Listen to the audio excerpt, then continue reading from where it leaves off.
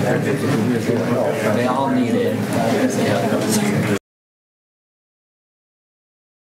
I get it. 7 o'clock, January 21st. I'll call the regular meeting of the Waverly City Council to order, please. Roll call, please. Bergen. Here. Drinkow. Here. Kangas. Here. McKenzie. Here. Rafi. Here. Sher. Present. Waldstein. Here. All present and accounted for. I also welcome back our guest council person, Will Ranny. Is that close enough? You got it. That's exactly. Okay, very good. Thank you. So, it could prove to be an interesting meeting tonight. It may tell you whether you want to get into politics or not. So, but I'd entertain a motion for the approval of the agenda as presented. Move approval of the agenda. Second. Motion made and seconded. Any discussion about the agenda? All those in favor say yes. Yes. Opposed? Agenda is approved. Next item is a presentation of a plaque of appreciation to Brad Gade, who is a former member of the Waverly Golf Course Commission. Is Brad here? There he is. My mobility is a little bit limited, so I'll turn it over to Edie Waldstein to do the honors. Is that it? You're not going to read anything else? Okay. I don't have anything. Whatever's on the plaque. Picture. For a photo. Yeah. Tilt that down a little bit. One more.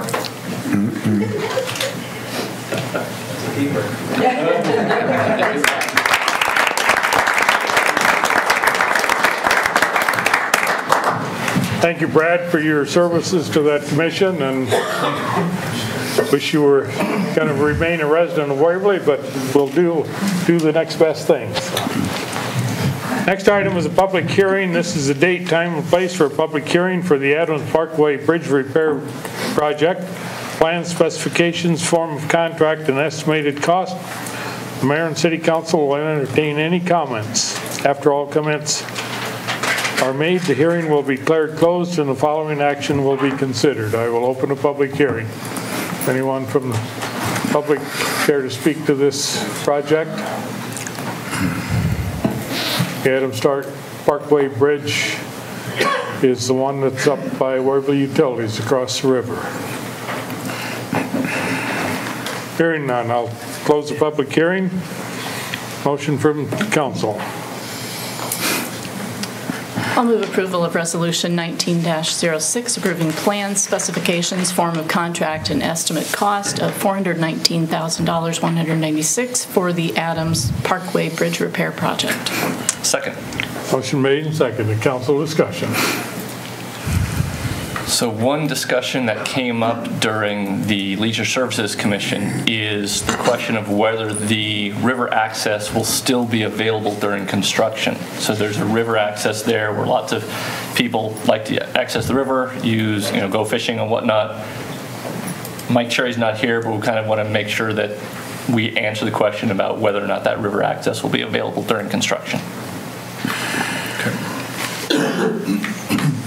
That needs to be researched a little, James. I asked Mike after that meeting, and yes, it will be completely open. Okay, very good. Thanks, Tab. Any other comments, discussions on Resolution 1906? Hearing none. All those in favor of Resolution 1906, approving plans. Roll call vote? Oh, I'm sorry. It is. My eyesight is bad. Roll call vote, please. Bergen. Yes. Drinkow. Yes. Kangas. Yes. McKenzie. Yes. Rafi. Yes. Sher. Yes. Waldstein. Yes. Resolution 19-06, approving plan specifications, etc. for Adams Parkway Bridge repair is approved. Entertain a motion for Part 1A of that, awarding the contract for the Adams Parkway Bridge repair project. Let's entertain a motion. I will move approval of Resolution 1907, awarding the contract for Adams Parkway Bridge Repair Project to Kramer and Associates of Grimes, Iowa, for the bid amount of $334,196.28. Second. Motion made and seconded. Council discussion. Roll call vote, please. Drinkow. Yes. Kangas. Yes. McKenzie. Yes. Sheriff. Yes. Excuse me, Rafi. Yes. Waldstein. Yes. Bergen. Yes. Resolution 1907, awarding contract for the Adams Parkway Bridge repair. Kramer and Associates of Grimes is approved 7-0. Next item is public comments for items not on the agenda. We'll have a 20-minute total limit for those of you that wish to speak, no one more than 5.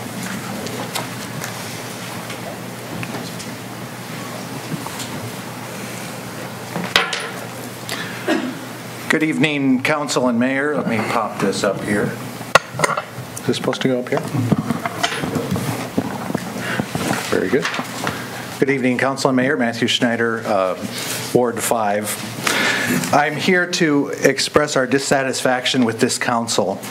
There is a legitimate concern around emergency response time with 3-lane configuration that is being completely ignored. IFC completely ignored. OSHA not looked at. Fire chief and county sheriff completely ignored.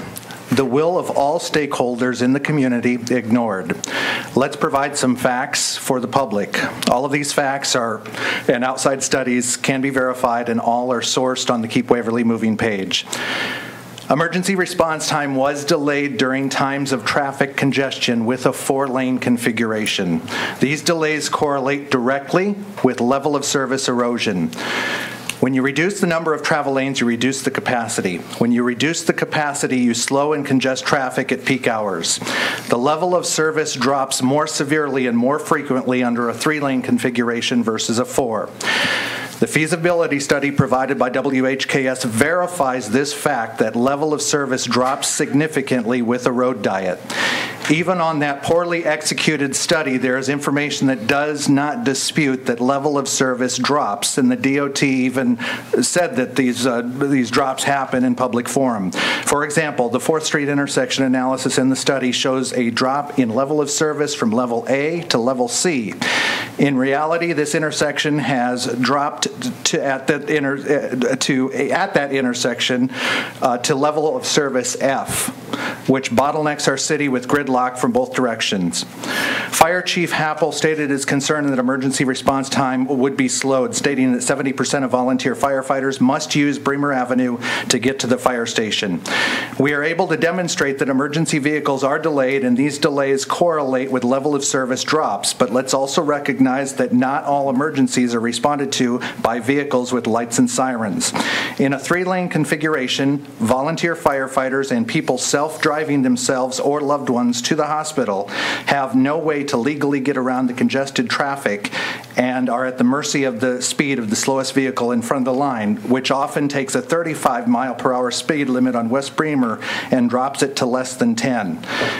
When you reduce lanes, you reduce capacity and you slow emergency response time during peak hours on Bremer.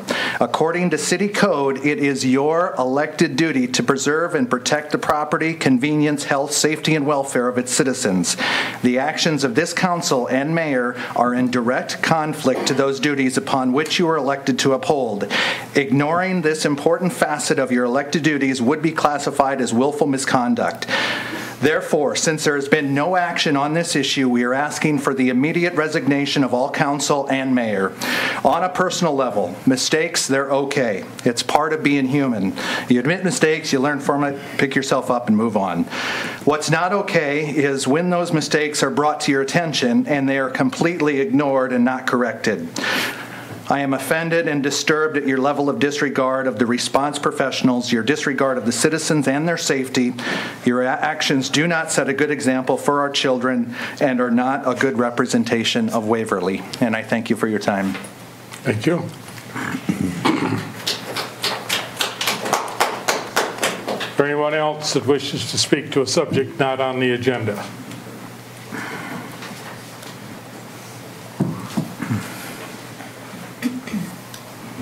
My name is Michelle Chavez, 408 Brown Lane. Many times I have had an inability to turn right on red along Bremer Avenue during non-peak periods of time because I'm waiting for 10 plus vehicles, and I've counted them each time, 10 plus vehicles in a single file, which would have passed by a whole lot faster if we still had our 4 lanes. I am very concerned about our emergency response delays. These will be further hampered when repairs are done to the south part of Cedar Lane, to the Adams Parkway Bridge, and to the Bremer Avenue bridges. We live off of Cedar Lane, where there are over 100 households which will be affected by these delays in emergency response potentially if we are ever in need of police, fire, or ambulance services, because they will have to spend more time on Bremer Avenue in that congested traffic at who knows what time of the day or night, because we can't choose when those emergencies will happen. I have several elderly neighbors on our street that I am worried about because of the delays that are being caused by the 3-lane. Over 2/3 of the adults in Waverly have a 4-year or higher degree. We are capable of critical thinking. I am disappointed and insulted that concerns about this 3-lane configuration have been deemed somehow unimportant by this council and even have been called comical. This board has asked from us citizens of Waverly for a civil discourse. But why are we not receiving that in return? I respectfully ask for an apology from the people who have disparaged us publicly and before this council meetings. And also an immediate return to the 4-lane configuration that worked before. They say if it's not broke, don't fix it. This should never have been, quote unquote, fixed. Thank you.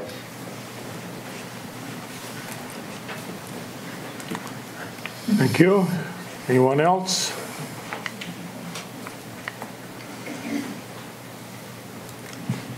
Seeing none, I will close the public comments. But typically, there is no response from the administration to those comments.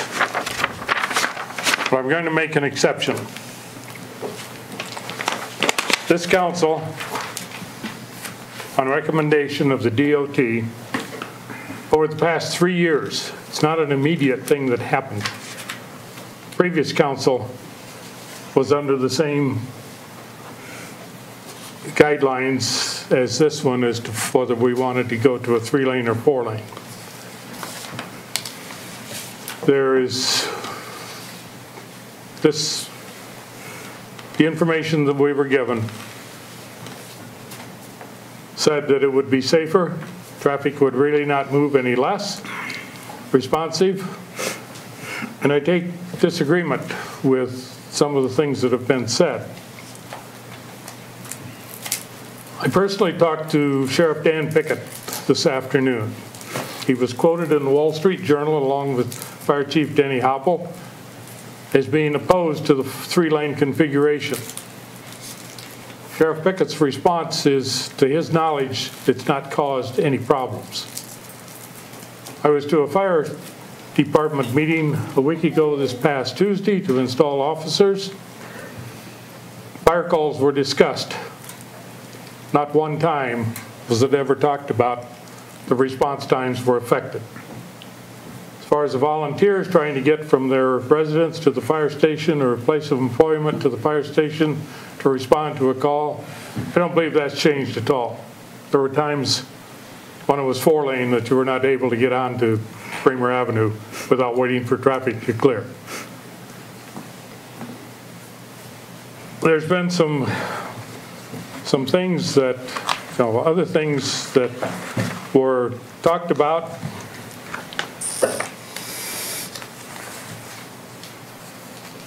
And one of the emails from Mr. Snyder to me talked about the lack of emergency vehicles from the west traveling to get to the hospital. There's 2 logical reasons for that. Number one, Bremer Avenue was closed with railroad tracks for a period of time, was also closed from 11th Street to 7th Street. They had absolutely no way to get to the hospital down Bremer Avenue. Alternate routes were sought and utilized. Second thing is, that a good many of you may not know, there's only one ambulance in Butler County, and that's in Parkersburg. Waverly provides ambulance service to a good share of the communities to the west of us. So they have no reason to travel Bremer Avenue and bring patients to the hospital in Waverly. They go to Waterloo and Cedar Falls. The fire code violations have been reviewed by our local code enforcement officer. They do not apply to the roadway itself. They apply to other factors, speed bumps, calming devices, and the bump outs, for instance, that are in the roadway. But they do not apply to the makeup and whether it's 3-lane or 4-lane. The Southwest and Bremer, 4th Avenue Southwest and Bremer Avenue intersection really didn't change. In fact, I believe traffic moves through there a little bit better because you have a dedicated left turn lane where before you had through traffic stacked up in that lane preventing left turning vehicles. Also the level or the number of vehicles, I can't prove it, but I would estimate maybe have declined because people have found other routes rather than trying to deal with that intersection. You don't know that traffic accidents are up, particularly by rear-end collisions or T-bones. Rear-end collisions and T-bones at an intersection are strictly driver in attendance. It's not, they happen with a 3-lane and a 4-lane. Continue on. Mr. Snyder had an interview on KXEL last week or late in the week before with Mr. Jeff Stein, who is the employee of KXEL, also does some politicking for UNI and others. But during the interview, the editorial that Mr. Snyder provided to the Waverly newspaper, titled "A Road Diet, the Council DOT Mistake," basically was followed, not quite verbatim, but that's what was used. But towards the end, it really got interesting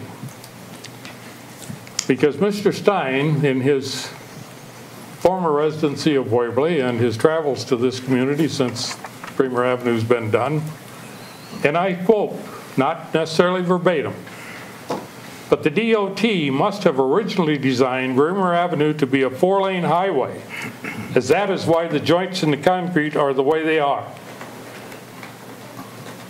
The striping would have followed the joints, and no one disputed that statement. There are 3 joints between 4 pours of concrete. Someone needs to learn how road construction work is done. We've addressed already with the DOT the concerns about the paint either being gone or not being reflective. Those, along with another laundry list of items, will be addressed when the weather warms up and the DOT and their painting contractor can address them. Mr. Snyder and his group insist that the Waverly City Council should immediately reverse its decision and change back from a 3-lane to a 4-lane. Neither the mayor, nor anyone from the council, nor the city administration chose to put that item on the agenda.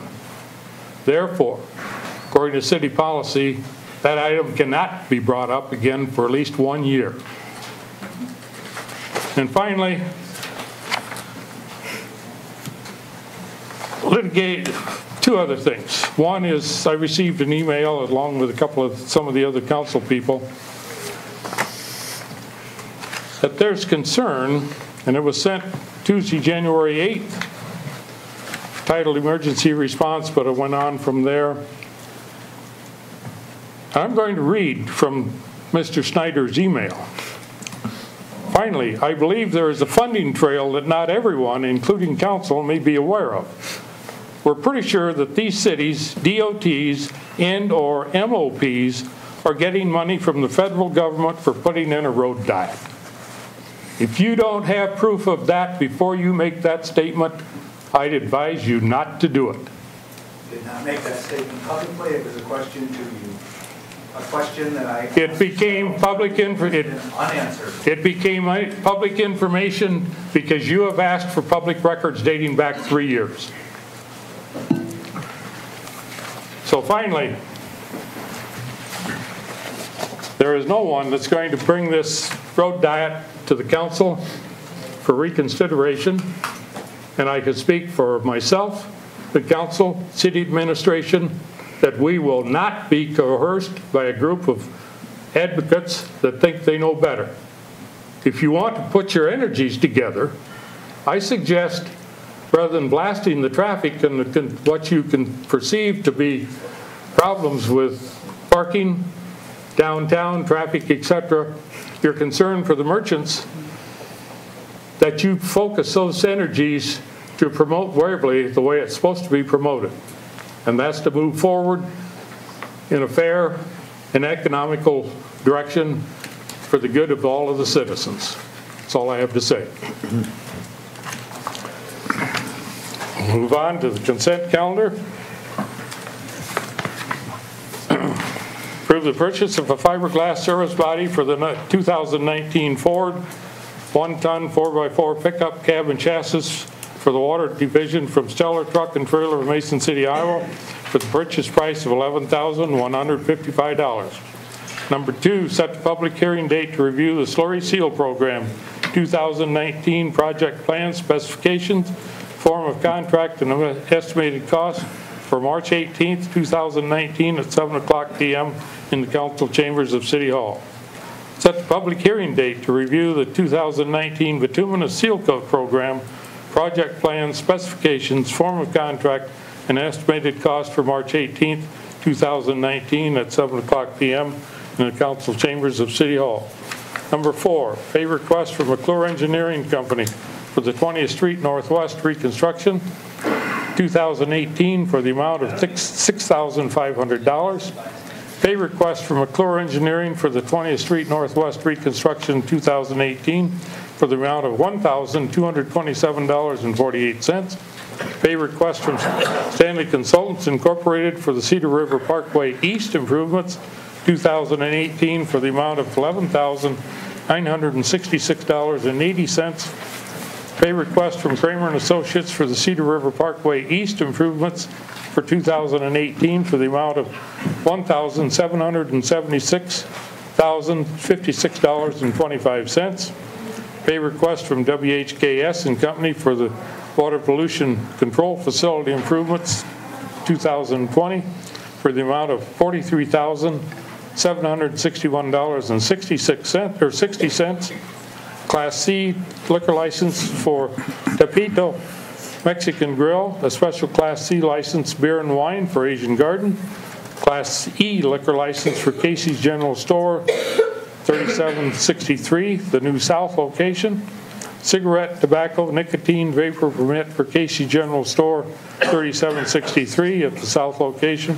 And the cash disbursements for 2018. I'd entertain a motion. I move approval of the consent calendar. I'll second.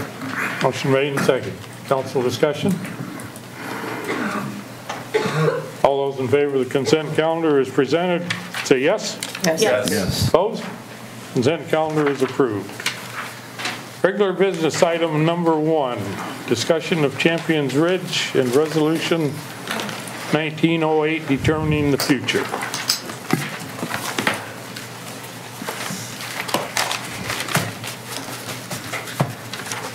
We need a motion first. Entertain a motion to open discussion. Also move. I move the open discussion on Champions Ridge. Second. Motion made and seconded. Okay. Someone here that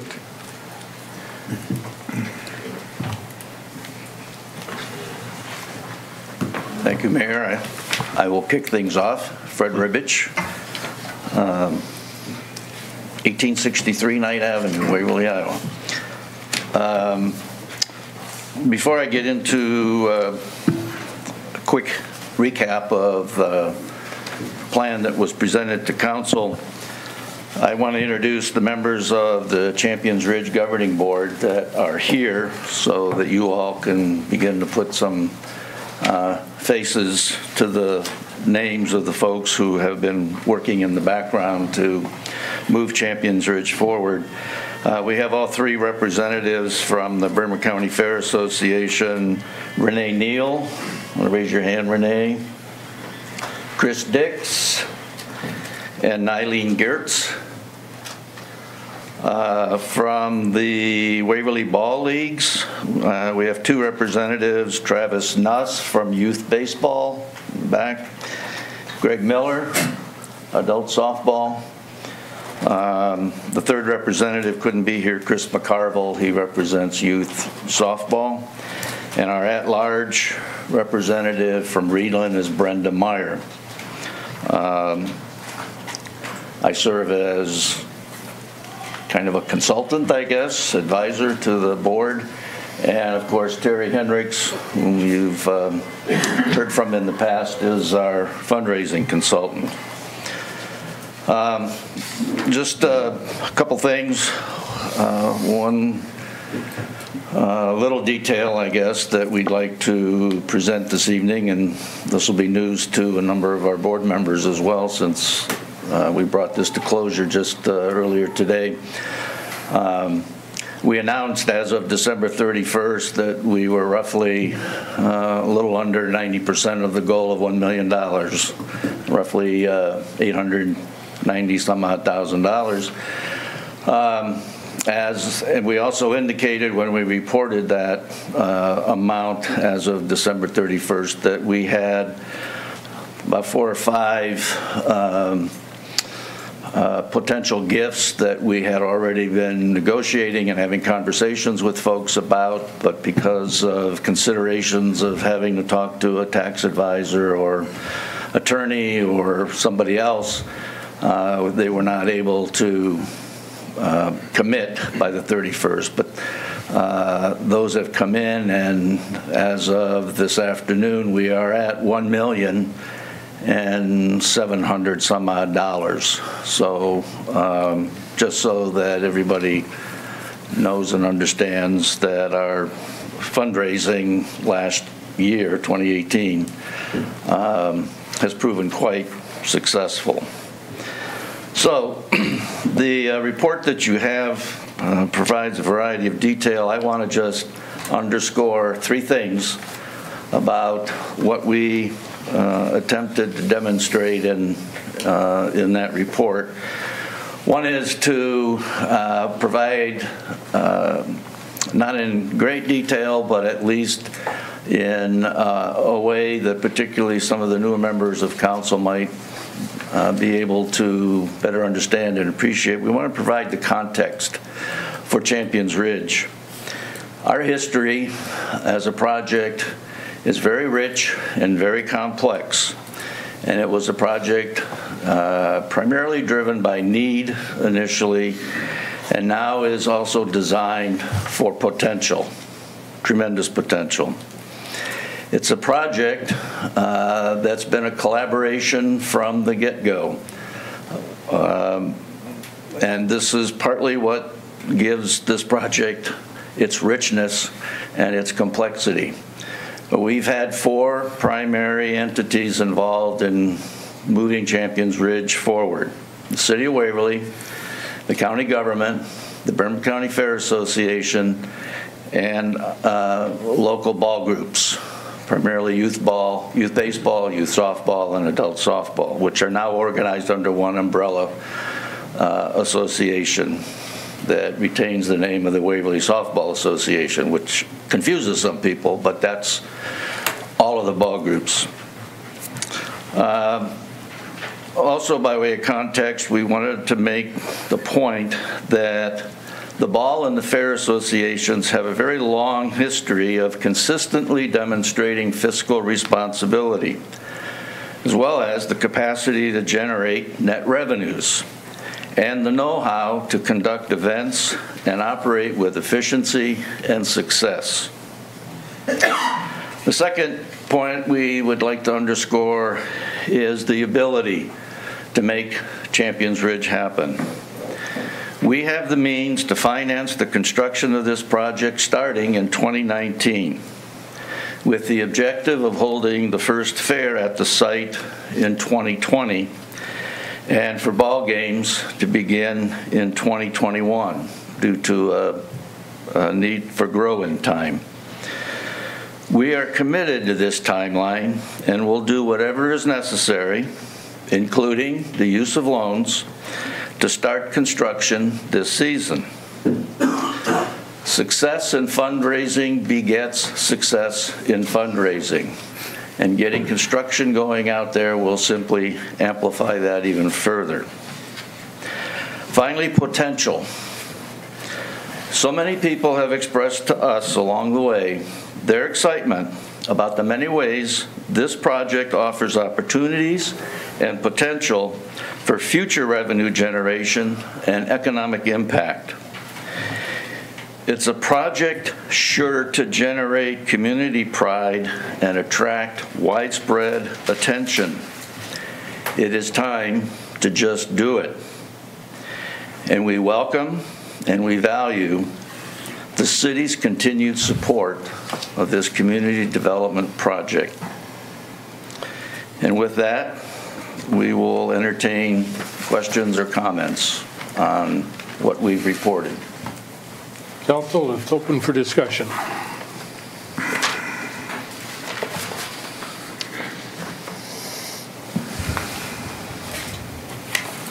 Yes, first off, congratulations on hitting one of the benchmarks that were part of the last resolution that was put together, but the other part of that was the financing package. You Correct. indicated that that is in place, or you have plans to cover that?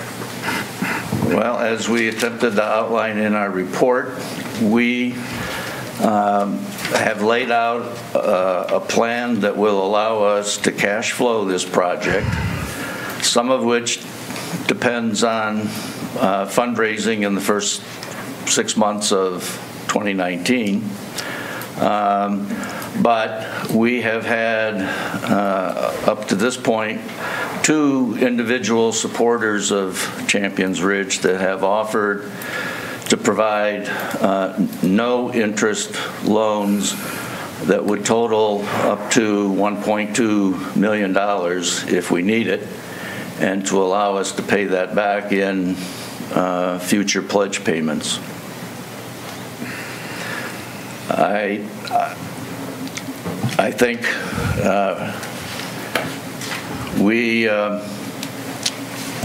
this point, will have probably at the end of this month a little over $500,000 in cash in the bank. And given pledge payments that are scheduled for the first part of 2019, by early June, we expect to have $1 million in cash.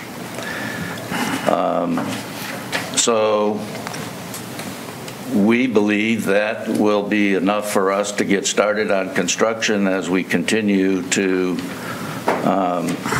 attract donations to the project.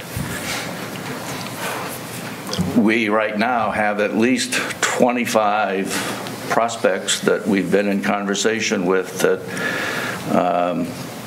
did not yield anything in 2018, but we are continuing to pursue those.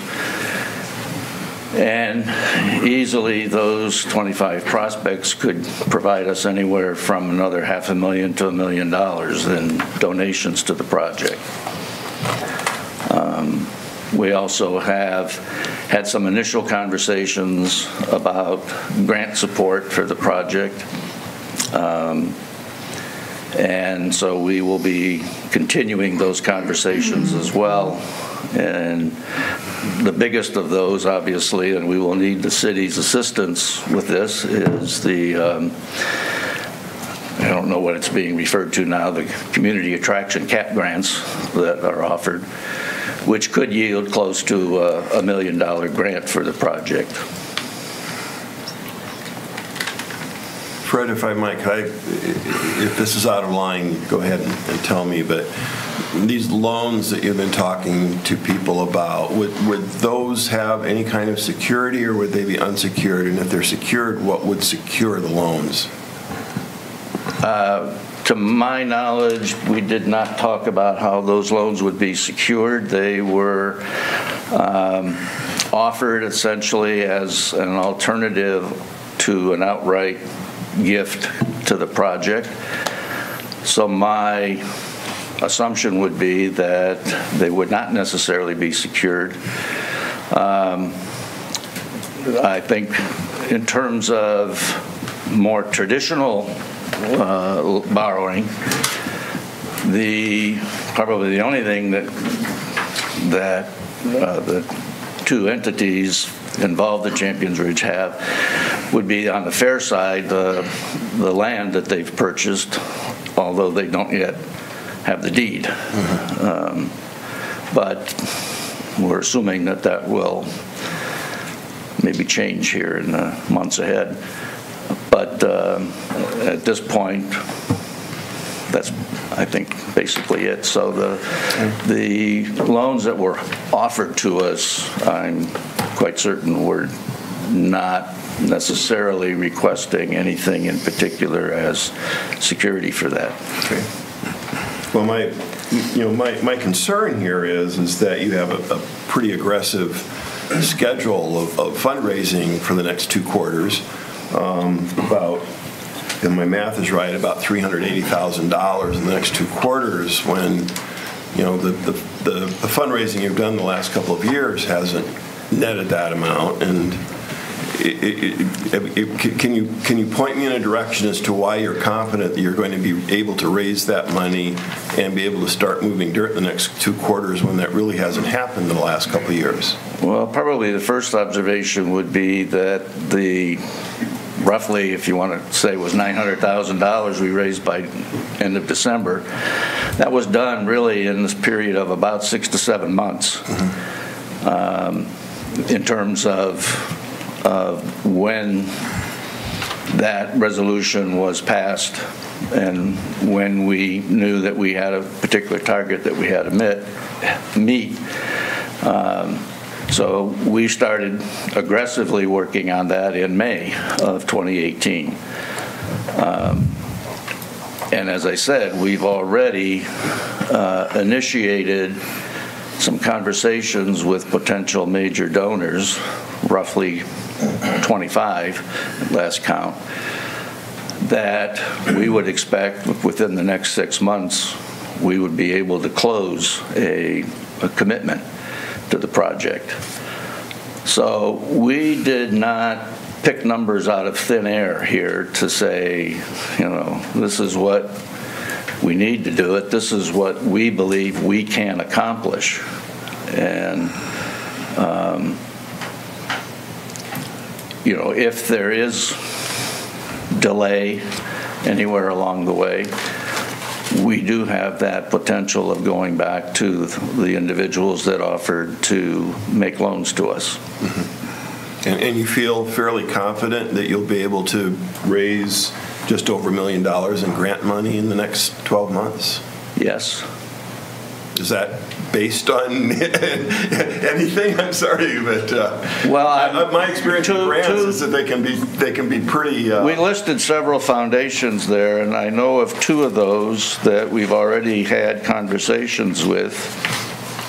We listed Black Hawk County Gaming Association, McElroy Trust, John Deere Foundation, Winnebago Industries, Community Foundation, Northeast Iowa, the Guernsey Trust, and then some local community foundations. Local community foundations are obviously much smaller grant potentials, but we've had some contact with John Deere Foundation and Winnebago Foundation. I don't know if we've had any others, Terry, that you're aware of? I've had some conversations with Vision Iowa, now called Enhance Iowa. Yeah, the Vision Iowa folks are well aware of our project, and They know that we're coming. Have they provided encouragement or given any indication? I would say they gave us encouragement, yes. Now, that's coming from their administrator. Mm-hmm. Our state senator is... Excuse me. I'm sorry.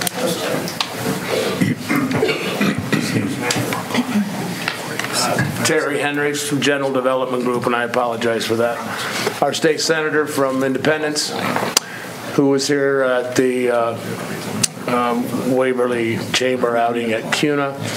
We've had 2 or 3 conversations, and he has he's the past director of the Vision Iowa Enhance Iowa program, and so he and I've talked several times about it. We have to get at 65% of our funding. Let me back up. With grants, I never applied for grants until we're at halfway, 50% of our funding for the project. And typically the success level goes up. Now with CAT, you have to be at 65%. The maximum award is 16 to 18% of your project costs. And feel pretty confident that from what I've shared with them and from what we've talked about, that we would have a real good shot at another $1 million there, yes. But you have to raise $3 million in order to apply for that. Is that correct? But that also includes the cost of the land, which the city purchased. Because the city has to be a partner. Correct me if I'm wrong, James or Bill, but I think it's an application that has to have the endorsement of the city or the cooperation in some way. There has to be local buy-in from the city to do that, but it does state in your provided form here that you have to raise another $1.5 million in 2019 before you can even apply. Correct. Okay, I just want to make sure that was known here. That's exactly we understood what it says in here. But yes, it does take city participation as well. What I did want to add is that there's also reference to the Department of Agriculture grant. We had already applied to that a year or so ago when our conversations about groundwater quality efforts at the Champions Ridge site with some DNR folks and Department of Agriculture folks. It was a bit of a pinch to get our grant application in by their spring deadline, but we were also told that don't be surprised if the first time you apply that you're not funded, because that's pretty typical. And so the routine, so to speak, is that you apply a second time and it gets more serious consideration at that point. So it's our intent to go through that cycle again this spring. Is that part of phase 1, though, that project? Well, I'm glad you made that point, Ann, that we're trying to get away from the language of phase 1, phase 2, because the way that this project has evolved is that preparation of the site is for the entire site. In talking with our designers and engineers at Confluence, when they had been pushing us all along to develop their documents based on the entire site, because it was their feeling that there would be economies achieved than doing it just for the fairground and for the first quad of ball diamonds and then coming back later and trying to do the rest of it. And when the decision was made to purchase the remainder of the land, that made it much more plausible for them to go ahead and do all of their construction estimates based on the entire site. So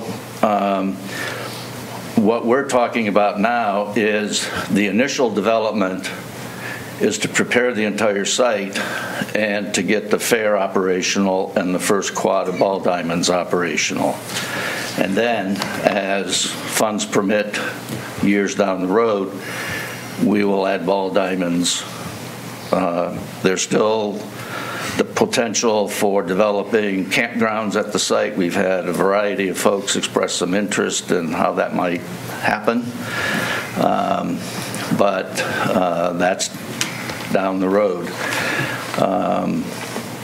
The DNR was interested at one point in having an educational facility located at the site as well. So there are a number of things that can certainly be added in the future, and the site will be prepared to accommodate those, so there won't be any major kinds of infrastructure or dirt work that would be required. It'll all be done initially. What happens if the project stalls partway through and you've moved the ground and changed it?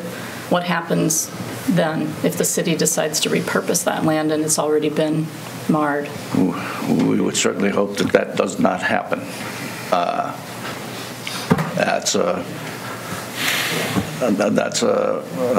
what if that I think involves many more considerations. We see us being able to get to the point where the fair operates out there in 2020 and the first quad of ball diamonds is prepped and ready to play on the year after in 2021. I have questions about the construction estimate on page 6 with the infrastructure work. How much of the sanitary sewer costs, storm sewer costs, water service, et cetera, do you think will be borne by the city? None of it. Any of it? None. Okay. The city has agreed to put a lift station at the site for sanitary sewer. But the construction estimates are, we didn't include an estimate for the cost of the lift station. Okay. We know from previous conversations with city engineer Mike Cherry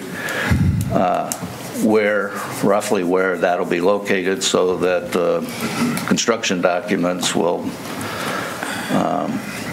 provide the opportunity to connect where that site is.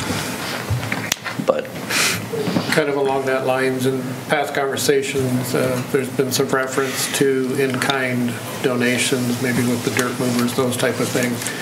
Just to be clear, you have not discounted any of this information. Not in. There's going to be in-kind. Not in the construction estimate, no. I think in the report it is mentioned that we've had some preliminary conversation with some area contractors. And all I can, I guess, say is that there was at least some interest in terms of how they might bid the project, knowing what's involved. And then in terms of local in-kind contributions, we've had many conversations with local electricians and providers of materials, whether it's gravel or cement or help in building dugouts and other amenities. And we're very confident that we will have quite a bit of that, particularly the above ground stuff. But we're also making it clear to anybody that might become the general contractor on the site that we would very much want to have local businesses, contractors used as subcontractors on the project. And that doesn't seem to be a big issue. What are your contingencies in case you don't get the Enhance Iowa grant? So if that grant doesn't come through, how would you adjust your plans? I mean, a lot of the stuff we have control over, but when we're applying for a grant, that's really outside of our control. So true. What are our contingencies? Well, I think the one contingency might be what we have built into this. I believe it was a couple $100,000 that would come from revenues generated by the fair and ball groups annually. And right now, I think we've projected $20,000 each over 5 years. That's certainly up for negotiation and reconsideration in terms of providing some additional funds to offset that. There's also the prospect that there are grants available with some of the ones we've listed and a few others that we've don't have enough information about that we can compensate for that. But I don't think it would be a deal breaker for us. And again, you know, there obviously are unknowns in terms of where bids will come in, but it wouldn't surprise me if we see a 10% reduction in what the bids are, which saves us a pretty good chunk of money in its own right. So not to make light of the fact that, you know, something could go south somewhere down the road. I think we are, as a group, resourceful enough that we would find ways to work around that if it were to happen. I think a more likely scenario may be that rather than not get anything, that we get less for whatever reason. But again, I think we have options available to us that we can compensate for that. Fred, I certainly believe the well intentions, but I still have just some real serious questions about whether these numbers are realistic, whether it's doable. And first I want to make sure I'm understanding it correctly. If I read your proposal correctly, you're saying that you need $1,750,000 of new money in 2019. Is that correct? Or that's what you're planning? Yes. Okay. Now that's a combination of major donors and a campaign that will be targeted at individuals that have had some association with ball groups in the fair, of which we estimate there were somewhere in the area of about 1,500. So, you know, I understand that, you know, there are unknowns about that future, but I'll say again, the fact that we could raise $1 million in 7 months is clear testimony to the fact that there's a lot of support out there in the community. There were a lot of people we've talked to that, for whatever personal reasons, were holding back until they saw what happened this evening. So I understand that you can have questions or misgivings about that, but those of us that have been upfront and personal all along the way with this effort know what's out there. And again, they may look like big numbers, but they are not numbers that are fantasy. No, I don't. Okay, I mean, I don't know how else to say it. I mean, we had roughly 70 donors in that period of time, and we have, in addition to the 25 I mentioned earlier that are sort of live, ongoing conversations, there are at least another 150 contacts that we know of that are waiting out there in the wings as well.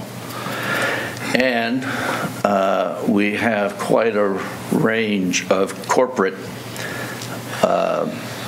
donation prospects. Those tend to be donations that come a little slower, take a little more time and complexity to work through, but we've had a fair amount of interest. So it may be a little ambitious sounding, but it's doable. Can you help me understand the budget then with regard to that $1,750,000? I think if I understood what you said just now, that would be both cash and pledges, but it would be all new Correct. Money. Okay. And so where is that?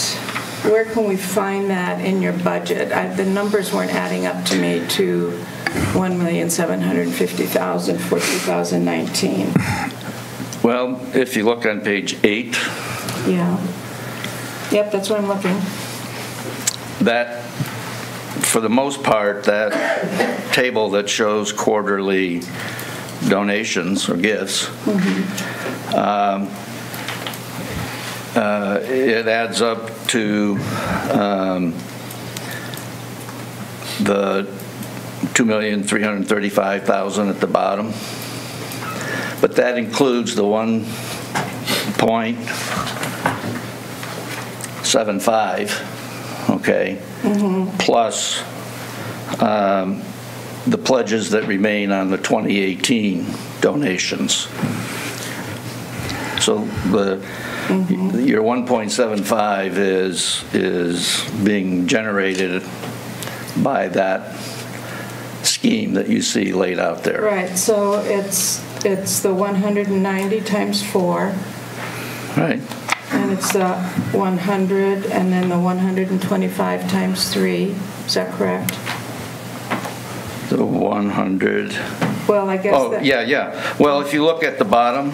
Yeah, I see that. The cash is $955,000 over the year, and the pledge payments are 1.38. But how did you get the 955? Because not 190 times 4 is 760. It includes the cash that's up above there, I do believe. That's cash on hand. Oh, that's for that. So it's not all new money then? Well, no, you're right. I mean, it includes what we already have available. Okay. So is that the bank balance from December 31st, 2017 or 2018? It would be. It says 2017 in the report. Yes. The 115,000 would be as of December 31st of 2017. Ago. The 313,000 that's listed there, it's actually higher than that right now, but is cash received in the 2018 campaign. So what's your current bank balance? I haven't looked at it.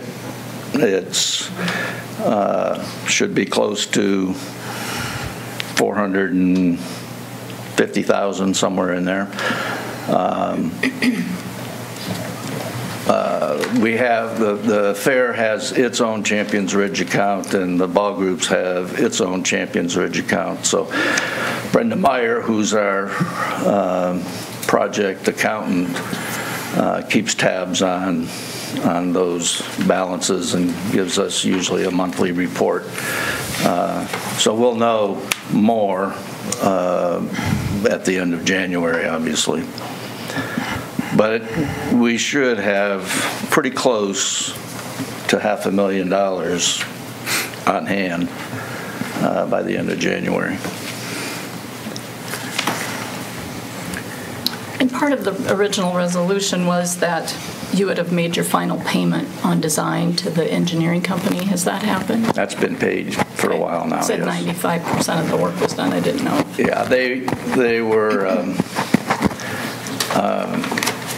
The 5% had to do with a report that they had farmed out to some other engineering group, and it was on it was either water or sewer related in some way, and they have that now. They are at a point where they can provide CAD documents to contractors interested in bidding.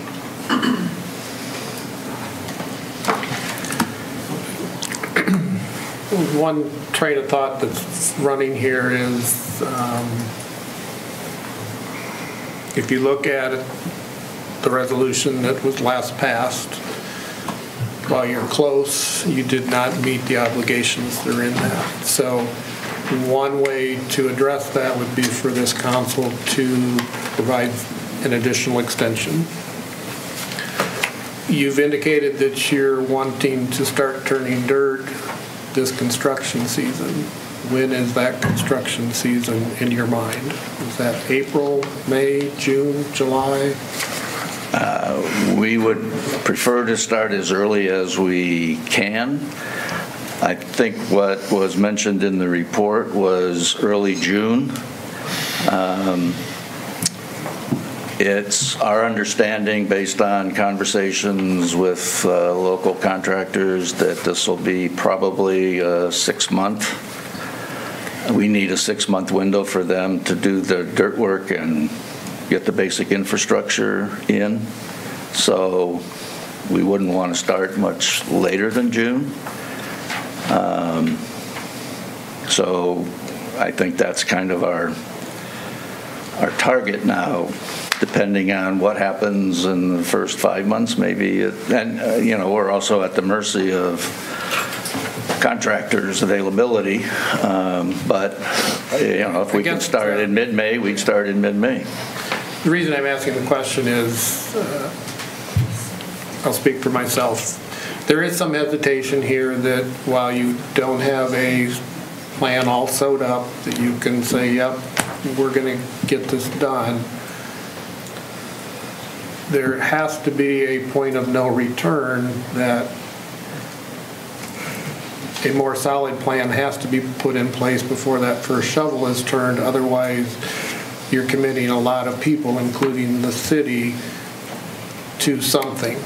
Again, I'm speaking for myself, I sincerely hope it is a completed project, but we have the interest of the public to watch out for what if something happens. So if we were to extend this to June 1st, what would you say has to happen for you and your committees to feel comfortable that you're not going to end up with something less than a finished product?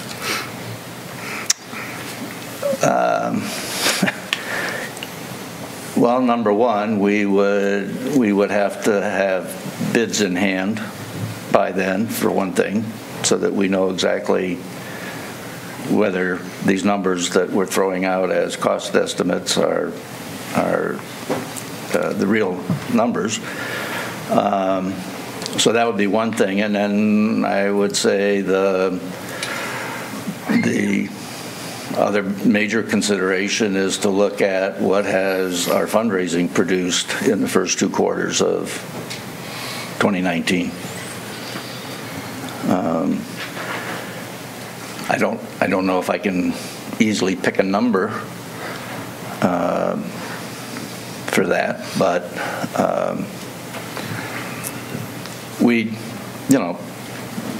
I think council has to do what it believes is in the best interest of the city, but I want that to be balanced by the fact that this project is a tremendous asset to the city. And so I would hope that we can move forward with an agreement that all of the parties are working to try and make Champions Ridge go. But if you need another decision point, then we live with it.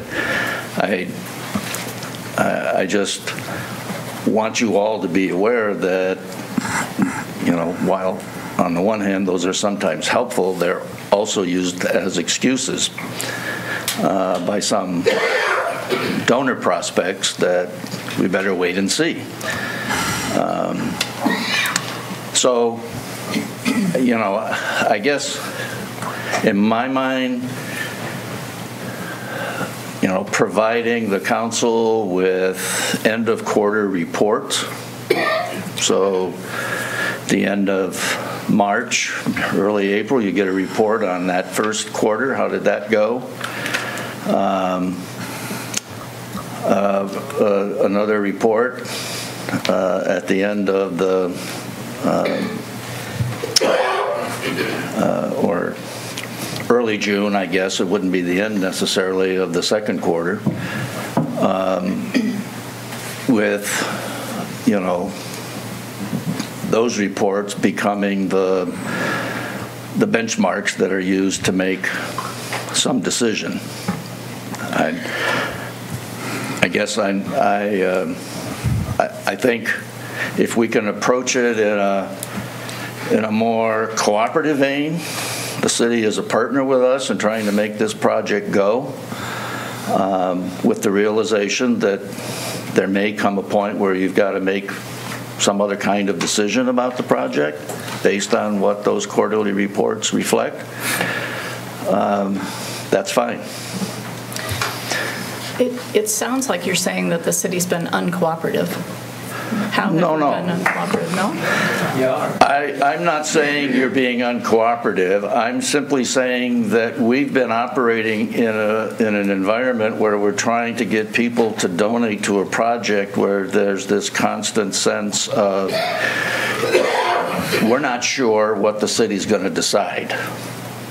And all I'm suggesting is that, yes, okay, you may have to make a decision at some point, but can we approach that point in time with the understanding that we are all on the same page and trying to make this project work? Because it's just too easy for somebody to look at that and say, I don't know if that city's going to go along with you guys or not.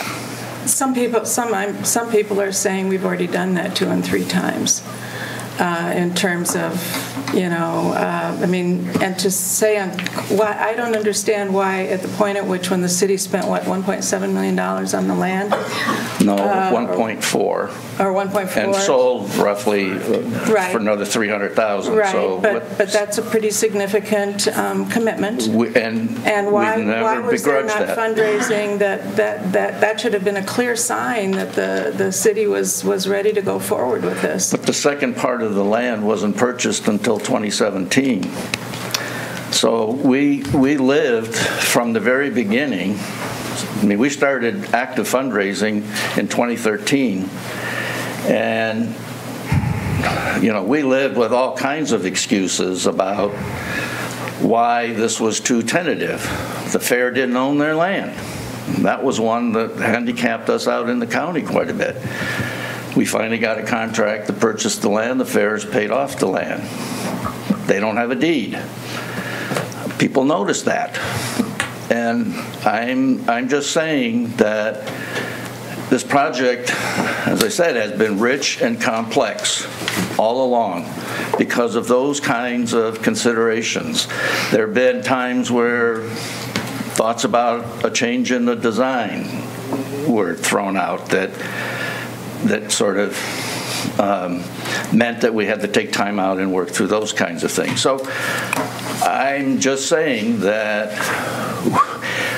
we've never been able to operate in a mode where everybody is on the same page and saying, this is an important project for the city overall. It's an important project for the county overall. This is something that can put us on the map in terms of a complex that does things year-round with the cooperation of 2 nonprofit organizations and the involvement of the City of Waverly and the Bremer County government to help make it happen. That's pretty unusual in the state of Iowa. And the potential for what it can do not just in terms of generating revenue and spin-off economic impact, but in terms of bringing attention to us here and enhancing our commitment to youth and families, which is what this complex is all about, and solving a whole host of nuisance problems that are existing right now with ball diamonds and with the fair's current location, noise and traffic and safety and so on. This is something that has a great deal of value. So I'm just suggesting let's move forward with the focus on that part of it. Yes, there are uncertainties. There may come a time where it's going to become abundantly obvious that this cannot work, but let's not proceed with that as sort of at the forefront, is all I'm saying. I understand there are other decisions that need to be made in terms of what happens to the current site, you know, and all those things. But, you know, is there something so critical that has to be decided next month on that? I think, Fred, you know, what I'm trying to say is that, and I'm saying, I think there's another way to say what you're saying. Yes, the ball diamond, we need ball diamonds. Very important project. Very important amenity asset to the city, amenity to our citizens. We obviously need, you know, better fairgrounds as well. My question is more, is there another way to do it that is much more realistic? And I feel like, you know, yes, everybody has to make a decision. We all have to make a decision at some point when we think it's doable or it's not. But the longer, each time we delay in another decision, it's another year or another several months where we make no progress on either of those. You know, and so it depends, I guess, then where everybody comes down in terms of, is it doable? If we think it's doable, then those people will be in favor of it for an extension.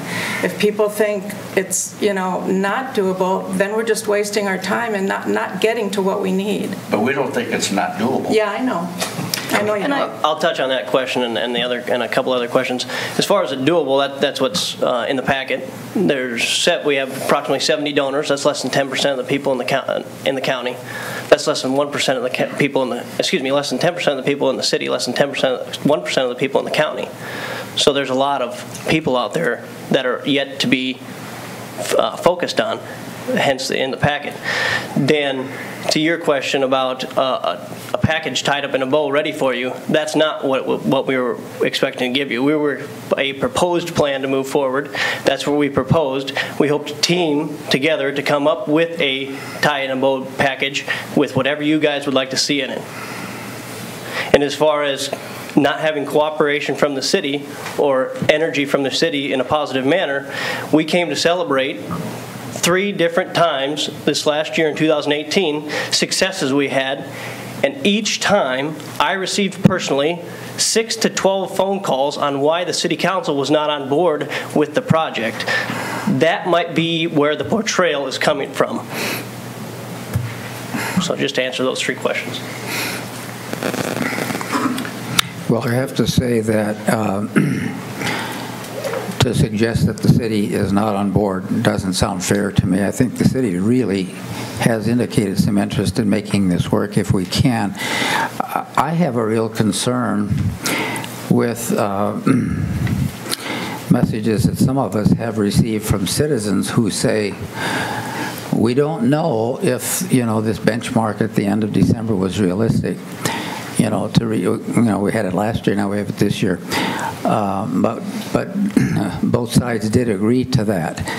And some of these folks have said, if we don't actually meet that benchmark, and the city says, well, we'll just go forward anyway, it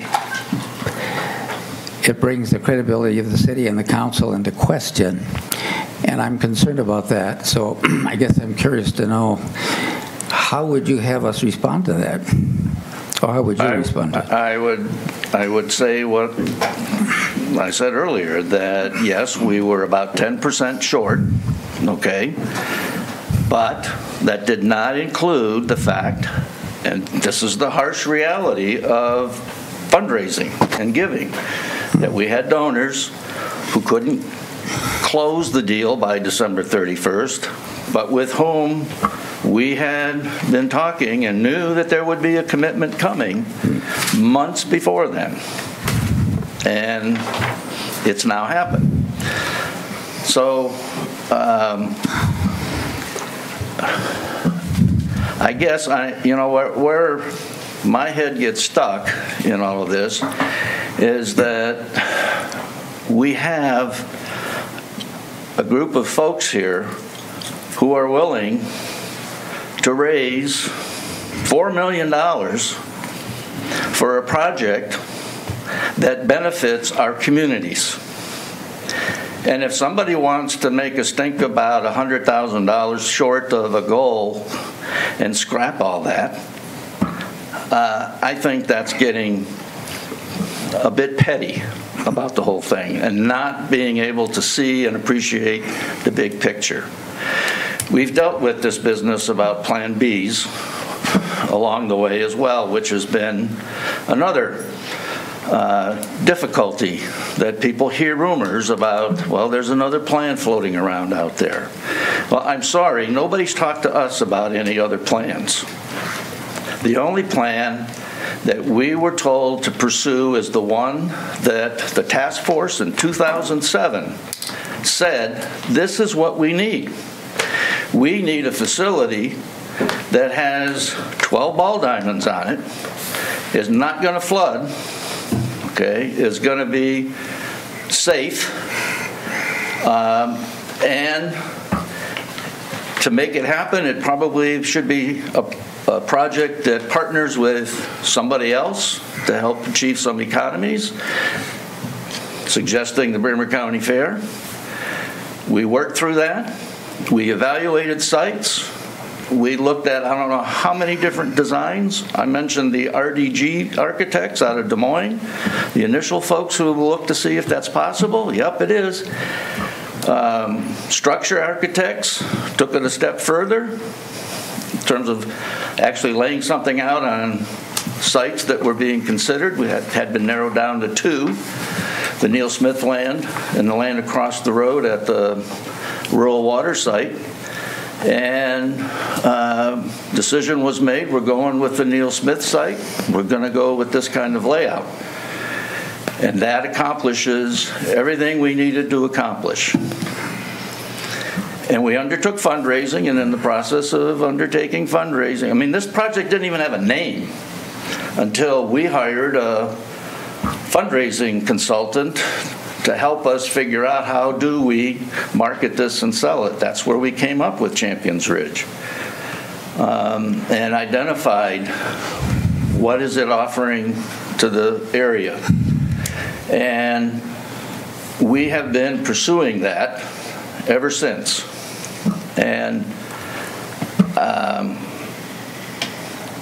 I guess one of the considerations I know it has always been that the solution to our ball issues was to have all of our diamonds in one location. That was identified from the get-go in 2007 by that task force. And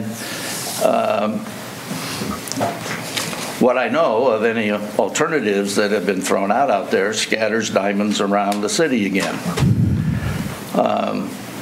It might work, might be less expensive, but it creates a whole other set of issues, particularly when it comes to trying to host tournaments. So, yeah, I understand that there are those things floating out there. But we are here to try and make Champions Ridge work. It does offer a heck of a lot more potential than any Plan B that I've ever been aware of. I agree with that, Fred. So help me. I mean, I want to be convinced that you can do this. But just, let's just walk through it simply. And because a lot of things, I don't want to get into the nitty-gritty bit, a lot of things don't tie together for me in your budgets and in your narrative. But let's just simplify it and make sure we're all on the same page. So $1,750,000 that you say you need for 2019 is not all new money. There's about 400,000 of that that's old money. Is that correct? No, that's all new money. Yes. Okay. If you take the $428,000 that is up above and subtract that from the $2,235,000, you'll come a little closer to 1.75. Okay, so that new money then consists of, let's just agree for the time being, even though I hear you. So for 2019 then, we will need that, and this is a question, the 1.5 million mentioned in fundraising? That being what? The 1,750,000. Will we need more than that for 19? No. No. So how much? So none of that is grant money. You'll is that correct? see that some of that is really carrying down into 2020 on that table. Yeah. Both in terms of cash, and some of those pledge payments are likely going to be pledge payments coming from commitments made in 2019. So here's, I suppose, what I find confusing is you have in this sheet 2 columns.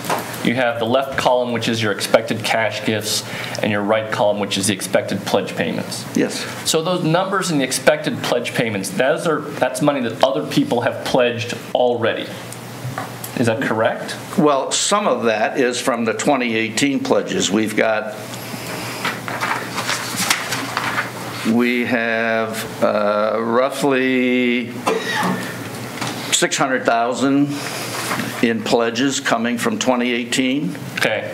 Some of that's going to be being paid. Okay, so you're saying that there's some $600,000 of money that was pledged in 2018 that's going to start being paid.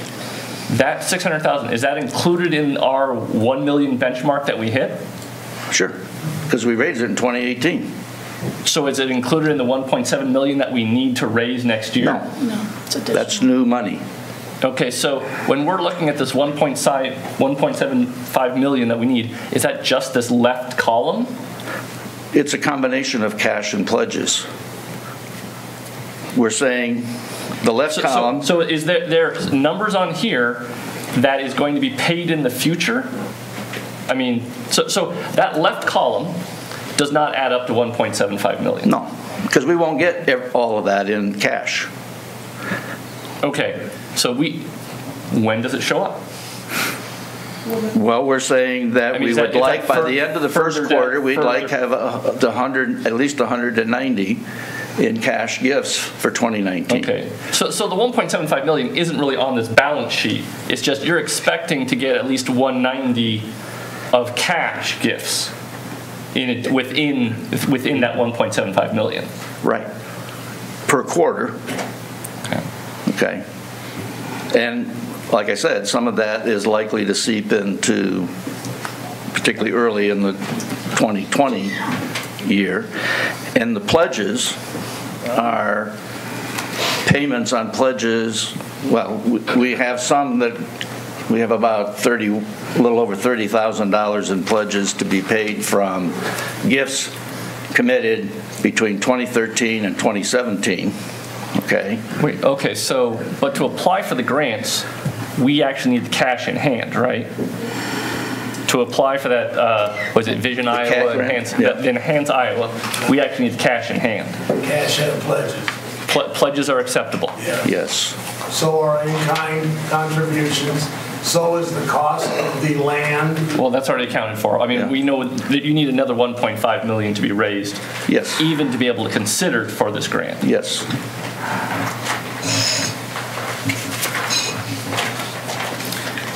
Fred, I have a question. So I know from doing capital campaigns with churches in the past that you never get 100% of the funds that are pledged. Typically, you get like 80 to 90% of the funds. Have you accounted for that somewhere in your model? Yes, but we're assuming that our pledge payments are going to be around 95%. Okay. We have no reason to expect that they would be any less than that, given the individuals contributing.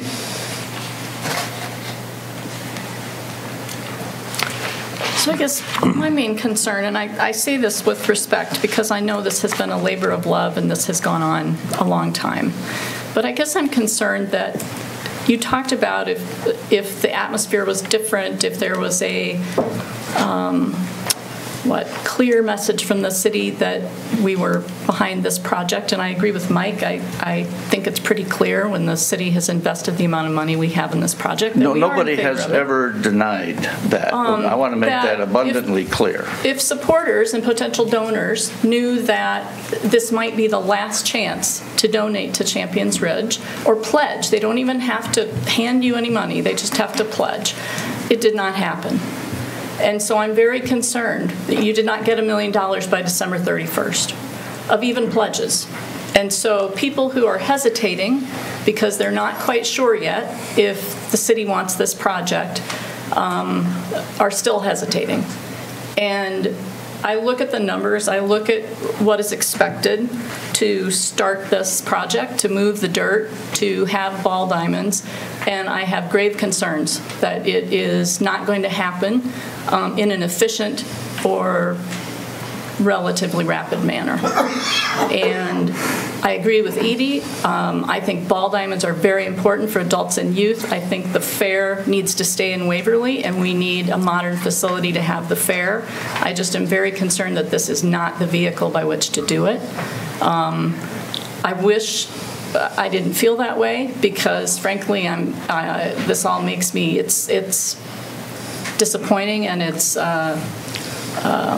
sad, but I want to move forward. I think we need these facilities, and I'm concerned that it's not going to happen with this model. I don't know what I can say or do, and to convince you otherwise. And maybe I'd like the harsh reality is that just expressing that is what we have to deal with.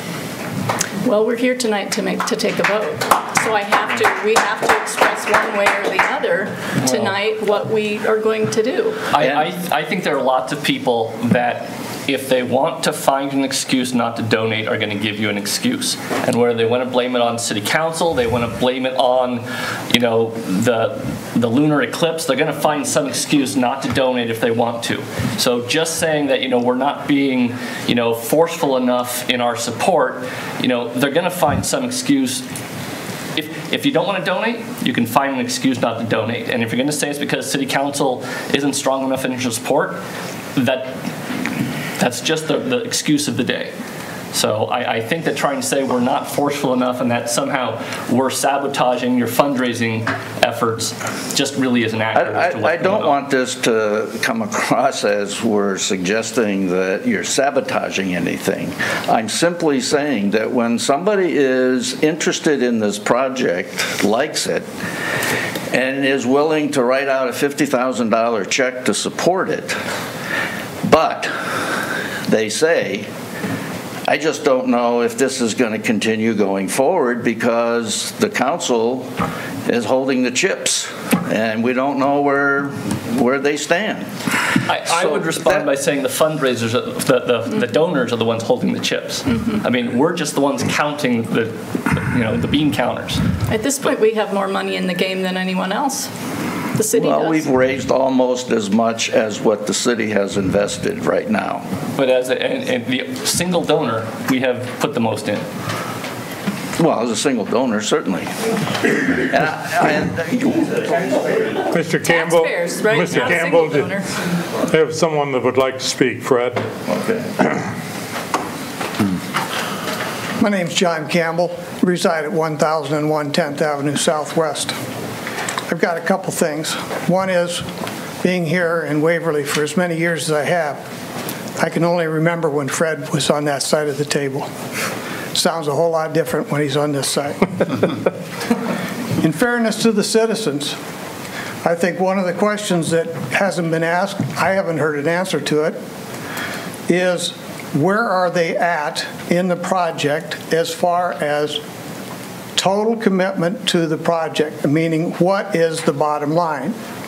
I was told by a somewhat reliable source that Champion Ridge was picked as the name and is the project for the combined fair and ball diamonds. If this is true, then why are there cash funds in different accounts, and why hasn't that been transitioned into one fund to speak to the council?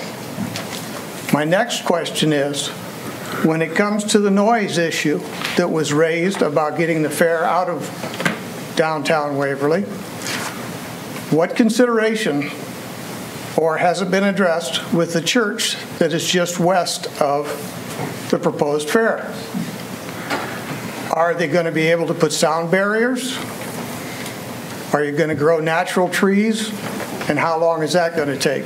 Because I can tell you, I can listen to your concerts, your tractor pulls, from my deck or from my living room. So I know the noise can be an issue. Doesn't mean I'm anti-fair or anti-ball diamond. It's just a question. The other one is, in the order that I hear the progression of this, where are we at on the DOT's cooperation, and what funds are they going to put into turning lanes, signage for the entrance and exits to the new Champion Ridge? Was my understanding, and you, the council, would probably know better than I do, you generally don't get cooperation from the DOT without giving them a plan, and that sometimes takes up to 2 years to get them to commit any funds. So if this proposal for the fair to be out there in 2020 and the ball diamonds in 2021, or at least a portion of them, looks like that better have been already done. I'd like the council to just address those issues along with what they've got as far as funding. Thank you for your time. Very good. Maybe I'll just kind of sum up my thoughts here real quick so we can maybe move this along. I think I share the frustration that many on the fair and ball diamond groups feel. This project started back in 2006, 2007, because several attempts had been made to support the ball diamond or the ball programs with additional diamonds. The city owns a parcel north of the soccer field that was bought to put additional youth diamonds on it. Every project up to late 2006 that was brought forward ran into not in my backyard syndrome.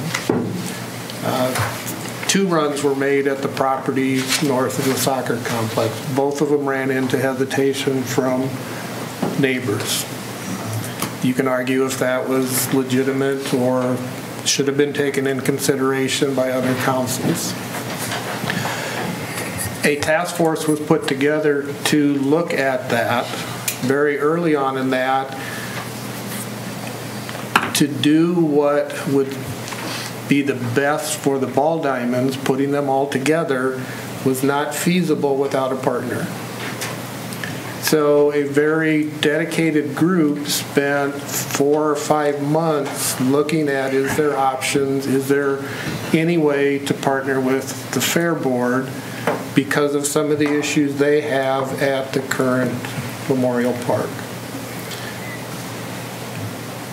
It became very evident with that group, and I can speak to that because I was part of it. I was asked by a council member to be part of that neither group could move forward and put together much of a project without leveraging each other, sharing infrastructure, sharing parking lots. There just wasn't a parcel within the city limits that could meet either one of their needs it got even harder when you looked at combining them. The acreage went down by combining them, so we were forced to look outside of the city limits. By the natural growth of Waverly, much of the flat ground has already been taken up for residential, commercial development. So we came down to two different parcels. Both of them are going to take a tremendous amount of prep work to make it happen. What gets me is that this project has been working against every hurdle that's been thrown in front of it for 12 years.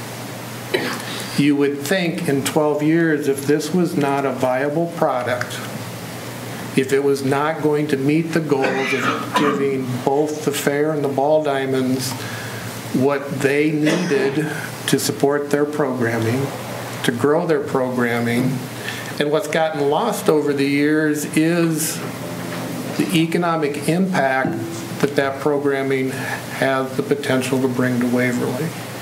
Early on, there was several studies presented to the council that showed what multiple ball tournaments could bring to the community. The fair has presented information, if they could grow into even a second tractor pull a year, or this or that, what they could do to help support their part of the project. In 12 years, some very dedicated professional people have not found a reason to throw their hands up and walk away from this. Every hurdle has been met. Every hurdle has allowed it to advance to the next stage. Today, we're at a very critical stage. Yes, they missed $1 million by 2 weeks, 3 weeks. Yes, there is still some risk. But to me, the risk of not allowing this to go forward is greater than killing it tonight. What do we do for the ball programs? We spruce up Memorial Park diamonds, we put some new youth diamonds at a floodplain, and we tell them to go play ball. What to do with the fair? They're going to have to completely retool their plans to fit a fair on the 40 acres they have because their parking sits in the co-use area of Champions Ridge. We want them to find a better home than Memorial Park. To me, enough progress has been made that they deserve another 6 months at least. Put the appropriate benchmarks in place. This should not be a project that's killed by this council. This is a community project that the community will finally say if it's going to go forward or not. I guess I disagree a little bit at this point, at least. You know, I appreciate the timeline, Dan, but it just reminded me, too, that between roughly 2012 or whatever it was and 2018, $900,000 were raised, or $1 million. I don't want to quibble over that either. 1.2. $1 million, okay. Actually, we've raised over $300,000 between 2013 and 2017. So add in our 900, we're up to 1.2. Okay, 1.2 million. Again, that's a piece that I forgot. They have paid their bills to get them to this stage. Yeah, here. okay, So, good, thanks for that correction. 1.2 million between that time period from 2012 or whenever it was till 2018. And now we're hearing that another $1 million, so comparable, comparable amount needs to be raised by June of 2019. And, you know, I think it's more than a little bit of a risk. I think we've already had lost opportunities because we've been sitting on this land without being able to strategize what else might be possible for it and what else might be possible for the ball diamonds and the fair.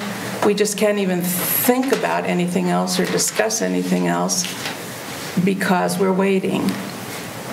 And again, as I said before, it's probably just a matter of we may all arrive at different opinions about when we feel that we've waited long enough to see a plan that looks compelling, that looks like it's realistic. I love the idea of it. I just have a real fear that it will not get done because I'm just not seeing enough evidence of that. We have discussed this for... Oh, and can I add one thing that I forgot? The other part of it, forget the fundraising for a minute. I mean, we'd need another $1 million down the road, at least, I think over $1 million from the grant funding that you've proposed. And we could run through all of those individual grants, but I think it would be, my assessment of that is, and I'm happy to talk about it more in detail, but I feel like I shouldn't right now, is I don't think we can get $1 million out of those grants for a variety of reasons. Including Vision Iowa? Including Enhance Iowa? You mean in the million? Yeah. No, that was additional, right? It was. No, that was part that's of the everything. million? That's everything. Okay. Yeah. Okay. Yeah, I don't have a good sense about. That's the CAT grant, right? Yeah. Yeah. Well, those are extremely difficult to get. I've been down this road for 28 years. Yeah. I've achieved and got a $1.8 million CAT grant. I didn't start yesterday. No. And I've known you for 40 years. I know your whole family. What does that have to do with anything? Just asking. You know, I've just stood here and listened. I'm the one that's out dealing with the public. And we're not. Excuse me, I'm sorry. I've had people apologize to me for the way that you two treated me at the last meeting.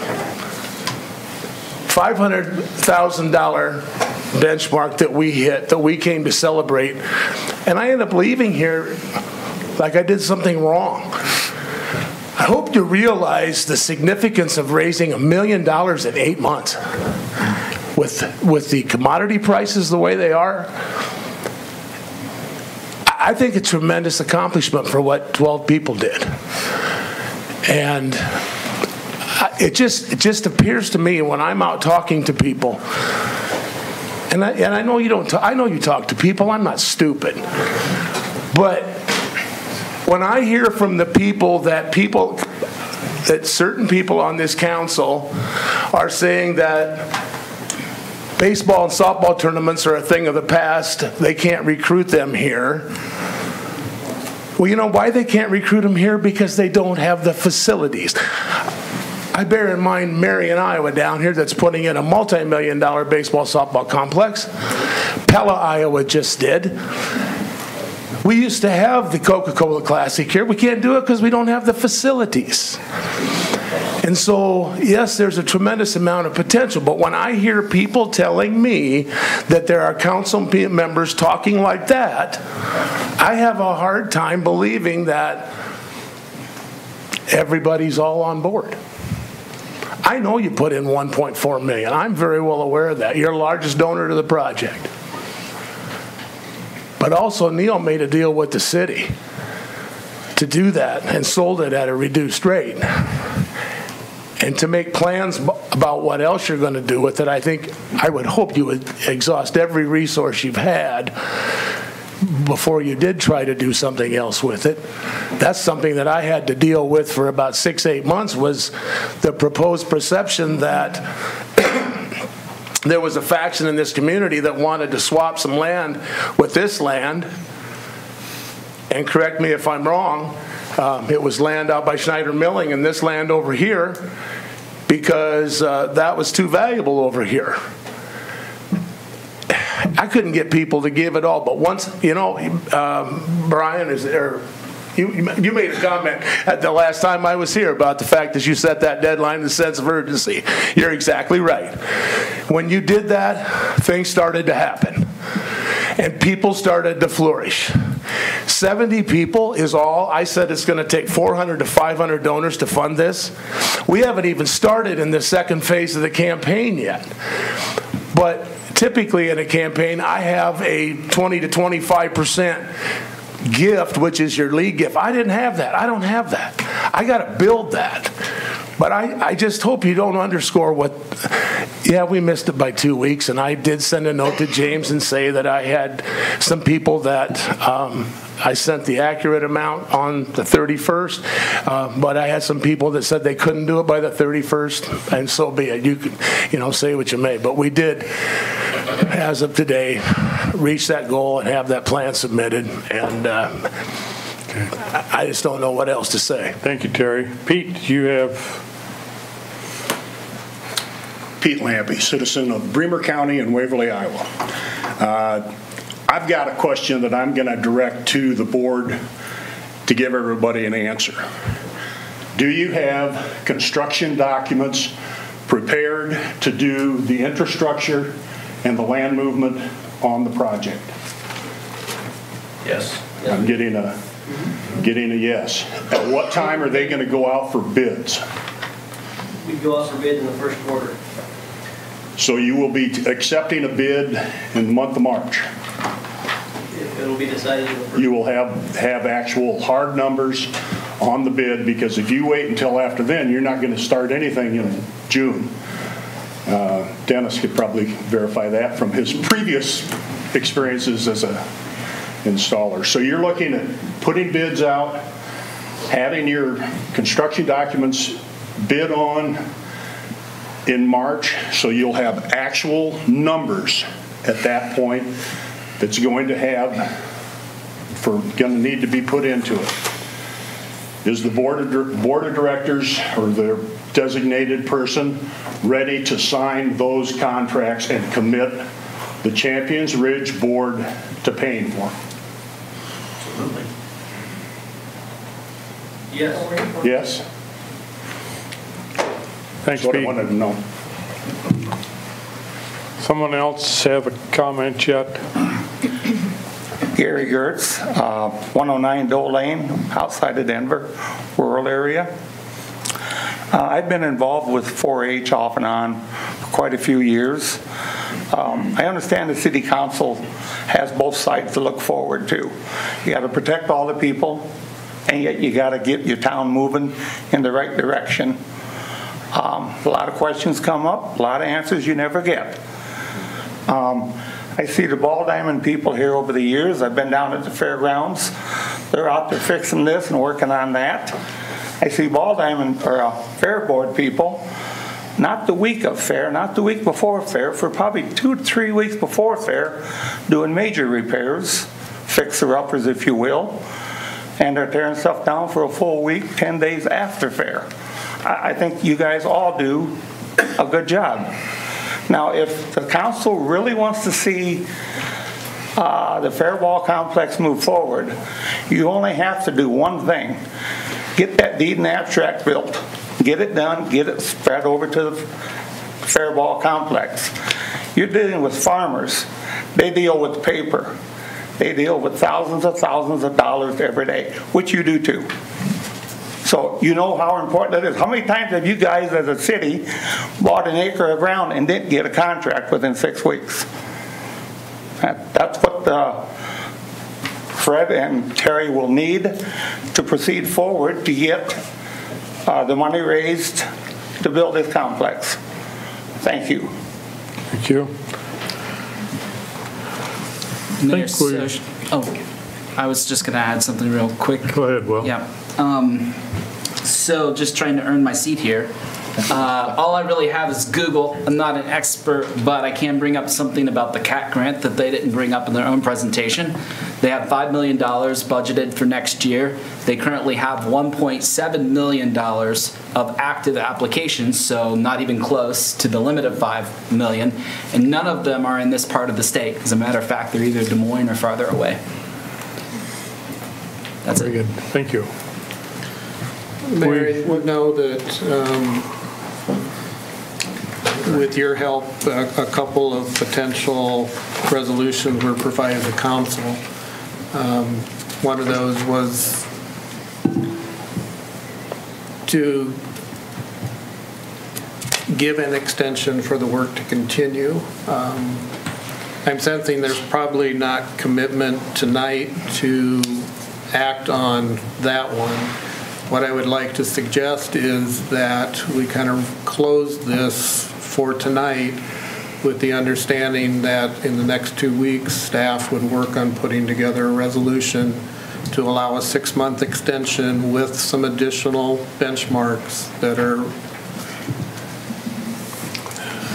reasonable to the groups, and I'm including council as well as all the other entities to bring forward for a discussion. Tonight it just seems like we need a little breathing room. We need to maybe collect the discussion from tonight.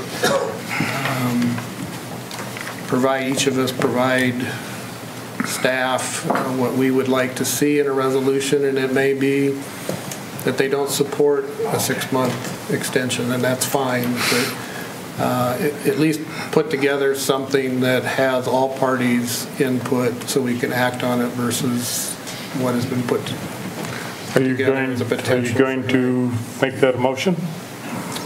If that'll move us forward, I'll make that a motion, yes. We'll take it to entertain a second. We have discussed for not quite 2 hours this subject.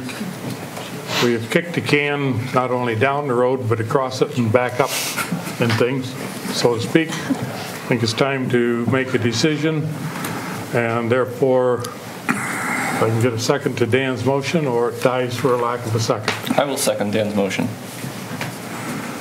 Motion made and seconded to form a resolution to grant an extension of 6 months to the Champions Ridge Group. Before we vote on that, I guess I have a question. That is, where does that leave the Champions Ridge people if we say we're going to look at this again in 6 months and they want to start letting contracts in March? That's going to be a real problem for them, not having some kind of commitment. So I think that if we delay this, we certainly can't delay it for 6 months. At most, we might be able to delay it into February to be fair to the timeline that they're working with. I just need some clarification, Dan. Are you saying 6 months? The motion is to commit to supporting the project for an additional 6 months. But during that 6 months, there would be benchmarks. Certainly, we would not want contracts signed until they were reviewed with the council and we have a better understanding of what fundraising is taking place between now and whenever bids are open, those type of things. We would want an additional benchmark on fundraising in the first 6 months of this year. I don't know if anybody here knows the answer, maybe Dennis does, but when we receive completed bids on the project, is there a legal stipulation as to how long we have to accept that? Is it 30 days? That is up. You can write that in any way you want in the specifications because your private entity is my understanding. Yes. Bill would have a better understanding than you. So you could put a 60-day acceptance to that.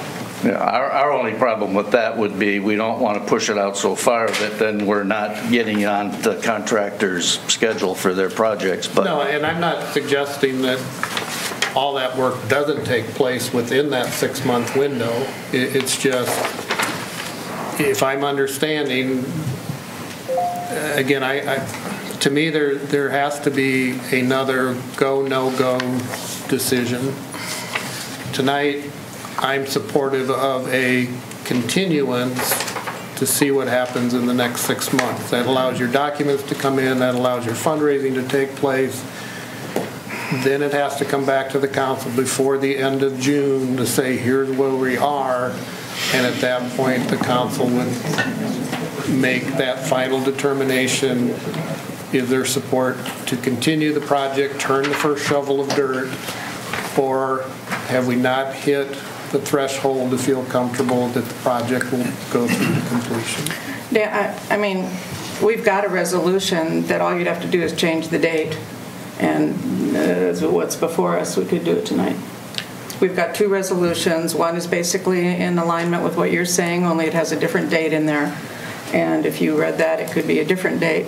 And then we have another one, for the other side of the issue if somebody wants to move that. And I guess I'm hoping that if we take a 2-week pause, that we can add some benchmarks in this resolution that would allow more to feel comfortable with the 6-month extension. If we want to just go forward with a 6-month extension, again, I feel that we need some more benchmarks to help us know if we're... To work with them, if they're needing to let bids and potentially sign a contract by the end of the first quarter, their plan is saying $290,000 by the end of the first quarter this year, additional to what they already have. To me, that would be a benchmark to look at. And at which point we could give them the go to sign the contract and go if they hit that. And if they haven't, then we know it's really faltering. I think to go 6 months delays them from being able to sign a contract and move forward yet this year. It really hamstrings them in terms of actually being able to do something.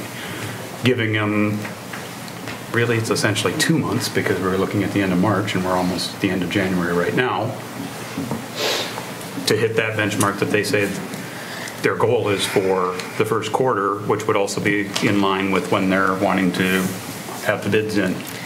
I don't fully understand, what, I can go either way, but I don't fully understand what the driving reason is to delay yet again, and for such a short period of time.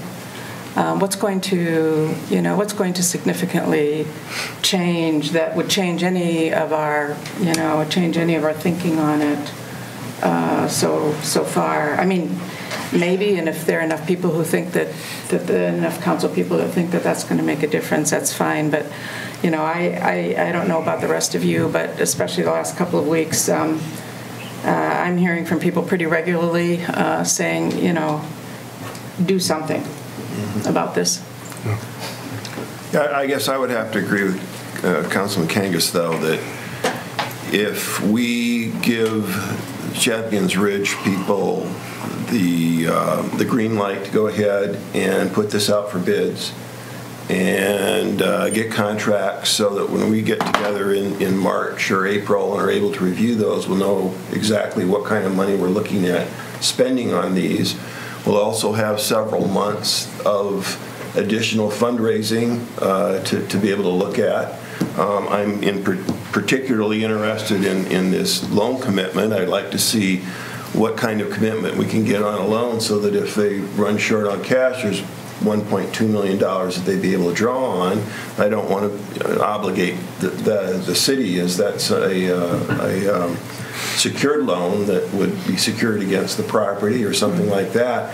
We would have a lot more information when that comes before us that we could then go ahead and approve the contracts or not approve the contracts.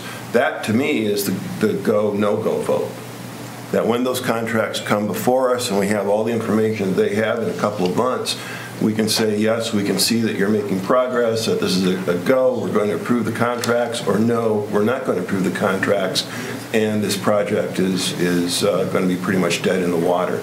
So I don't think that a 6-month or 4-month extension or something like that is really going to be any good. I'd say that we go ahead with the project, we're going to back you, and let's make sure that everything works out, that we have the money, that we're able to approve the contracts when they come up. I assume that this is something that we would actually be voting on as a council on these contracts, since it is city property, or not? No, it would be their contracts. Their contracts. Correct me wrong, we are not obligated to any more money on this, other than the lift station that we've talked about, and potentially helping with the drive off of Highway 3. I think you have to approve them doing the improvements on your property. But that's on the city's property. That has to be approved. But that's not an obligation of money from us. No, it's not an obligation of money. We could at any time say, we're not doing any more, right? Right, but we can't do anything else with the land as long as we're committing to this. Do we have any other plans right now? Well, we can't even, like I said before, we can't even talk about it. Why not? Because we've committed to this so far. Let me remind council and members of the public that are here that during a meeting in June or July of 2018 between the city and the Fair Board and the Ball Diamond people, in other words, the Champions Ridge Group, there were 3 benchmarks set by a member of that group. 500,000 by September, middle of September, 750,000 by 21st of November, $1 million by the end of December. Now, nothing was said about potential pledges because of tax breaks and not wanting to do things ahead of time. Only one out of those 3 benchmarks was met. So it boils down, are you prepared to give them, I mean, and with this council already did a 12-month extension on the original agreement. And so are you prepared to give another extension or do what you know, so if you're done with Dan's vote and want to vote on it? Well, I will say I am partial to the timeline that Tim suggested in terms of end of March when it's bidding time. I mean, I have serious concerns about this project. I think they're overly optimistic in a lot of their modeling, the grants, the kind of payment rate on the loans, expenses and revenues over time. But I've also been taught when dealing, with college students, always give them enough rope to hang themselves. I don't want to be people feeling like the reason this fails is because we said no. I want it, if it doesn't work, I don't want us to be the reason that it doesn't work.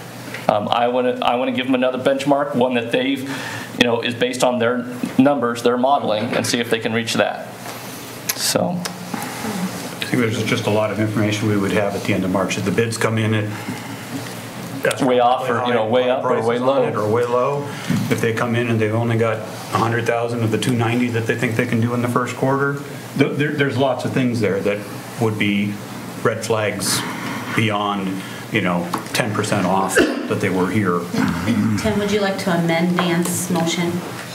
I would offer an amendment to make it to end of March. To March 31st. What would be the... So is the motion to vote on this tonight or to vote on it in 2 weeks? It would be the March 18th meeting would be our... Tonight's the night. Council meeting. Tonight's the night to vote on the amendment, but they're delaying it until then, is my understanding.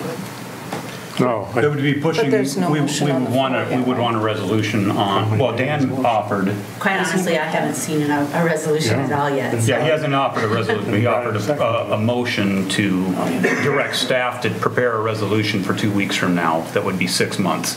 I would amend his motion to direct staff to prepare a resolution putting a deadline on the end of March 31st or March 18th. Council meeting would be the second council meeting in March. So we would vote on the extension on February 4th? Right. That was the intent of my motion, yes. Thank you. So my question from staff's perspective on all this, how are we supposed to put a resolution together if there's no agreement to do so, what it is, the benchmarks, to bring something else to you that we think might be, as we've done tonight already, to do what? That's where I'm confused in this whole circular discussion is what are we to do as staff? We've already done it. If you want to amend it, we have to talk about this in public. I can't take 7 different opinions and circumvent the public discussion that has to occur and make something occur without that direction. And I would not have my staff do it either. I'm not violating open meeting, I'm not doing it. So I don't know how to create a resolution with benchmarks because I guarantee there's not going to be agreement from what I'm hearing tonight on what those may or may not be. So somehow we have to discuss that publicly to hammer out by whatever vote what that agreement, those benchmarks, everything. That's my opinion on it. I just don't feel good that we can just take emails and craft out something and then hope that it appeases and then have it tore apart in a meeting to start with. I would rather have it be discussed in open session and have some kind of an agreement, whether it's whatever the vote is. Here's a benchmark, here's your date, here's your timeline, I just don't know how we're going to create this out of the air when we can't get agreement to even possibly create it. Once a split vote to do that. That's my concern. I think, and maybe I'm out of order, but we have 2 resolutions before us tonight. We have resolution samples, one for and one not, and you can craft them any way you'd like to. They were just a starting template. Each position being represented to do what you needed to do. You can create your own resolution, whatever you'd like it to be, as long as 4 of you agree to it. And that's the extent of what it is tonight for us. So, I don't know if we can override Dan's motion and amendment and second, but I would think the vote on whichever resolution we agree to tonight would determine if the resolution is to kill the project, it's done. If the resolution is to still support it, then we can move forward at a future meeting and craft the things that you need, that staff needs to be done in open discussion, instead of muddying the picture with what's going on with different votes and different resolutions and things. But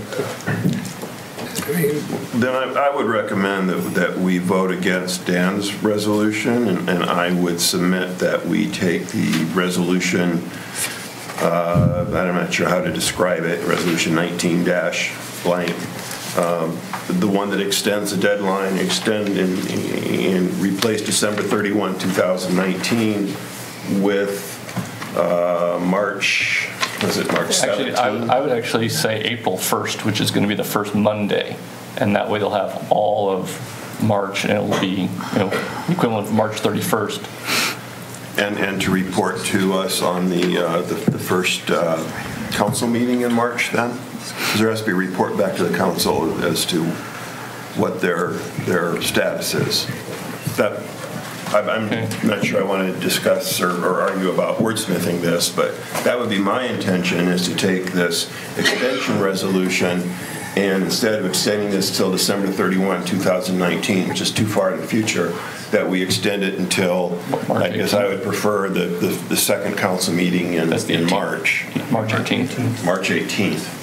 So that we can get a final resolution on this, so that if we're going to move ahead, we can start moving dirt right away. If we're not, then we kill the project at that point. I think March 18th probably has better symbolism than April Fool's Day. Is it because it's the day after St. Patrick's Day? And since I drafted some resolutions for you to review and look at, and I didn't do it and provide it to you until today, because I didn't want a lot of discussion to occur, because I think you needed to have the discussion tonight and make the decision about what you put in that. And I would suggest that the therefore paragraph is really the only operative paragraph you have to worry about. Right. All the whereas is just historic document. Right, but I think it's very, but we would keep those as part of the resolution, right? I mean, I think those are very well written, and they provide a good summary and a history and a spirit. And they're about the same for each one. I mean, whether it's up or down, it's the same. Right, pretty much the same. I understand that, but I still appreciate the whereases, I have to say. Okay. I mean, I'm just saying that the operative one that you have to change, if you want to change it, is the therefore paragraph. So have we made the friendly amendment to be a March 18th deadline? So you're amending my amendment? That's 10 years was never I'm not sure what the proper procedure is. That was my suggestion. I can make that as an amendment, or if Dan would. Well, I will adopt this as my amendment to Dan's motion. What would be second on mine? The March. It's easier for me just to withdraw. I'd be more than happy to do that and have it replaced with. I'll be happy to just my second. Just to start fresh. Okay. I was going to say, your motion was a procedural one to defer the decision. Your resolution is a substantive resolution, and you probably should withdraw the motion and or not I would vote it withdraw down my and then move. procedural motion to try And to then I move us think along, and second if has to somebody agree. wants to make a, I will withdraw my second. if somebody wants, and again, for tonight, since There's we're no making motion to amend now. resolution, do we have to read all of the whereases? So, Since we didn't publish it to look at, I mean, it probably, I think that wouldn't take long, and I think it's good. I mean, I agree with you, this is an excellent summation. oh yeah, it does, because we don't have to, I mean, the agenda requires us to tell what we're going to talk about. It doesn't need to. well, then I will make a motion, and this would be resolution 1908. Is that correct, Carla? Yes. Based on what number 1 is for business items, to adopt the resolution extending the deadline to March 18th, 2019. So now therefore be it resolved, City Council does hereby extend to March 18th, 2019, the deadline that Champions Ridge Group secure the necessary funds in cash, including loan proceeds, to complete the improvements included in the initial development of the project during the 2019 and 2020 construction years. But Bill, are you saying we need to read the whereases also, or not? The whereas isn't the resolution. So No, but we can keep them in there still. Right, you can stay. Yeah, I would suggest we keep them in the final resolution that we're really at. I'll second Tim's motion. And I think you did say 2019, right? March 2019. March 18th, 2019. March 18th, 2019.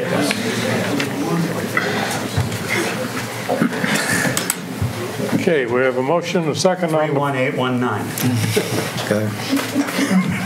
Motion and a second on the floor to extend the Champions Ridge agreement to March 18th, 2019.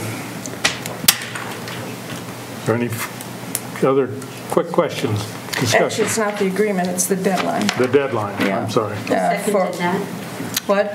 You did? Yeah. I seconded it. Yeah. Yes. What is the deadline we're extending? You want to read it, Tim, since you made the motion, you want to read it again, so it's just clear? It's the deadline that they're providing the necessary, secure the necessary funds in cash, including loan and proceeds, to complete improvements.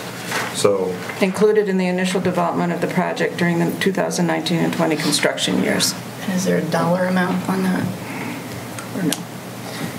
There was not a dollar amount in that paragraph. So how are we going to define if they've met that? You're continuing the current obligation of raising $1 million and having the money put together that can move forward with that project and complete it, which they've identified in their report. Securing the necessary funds.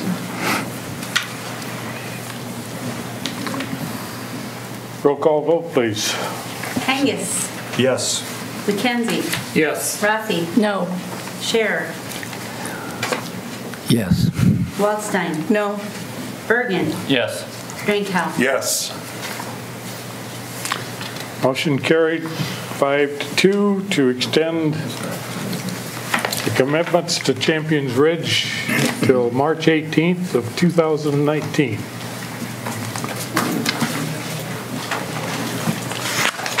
Move on to Resolution 19-09, approving a minor subdivision request for property located at 1415 Horton Road for the creation of parcel L.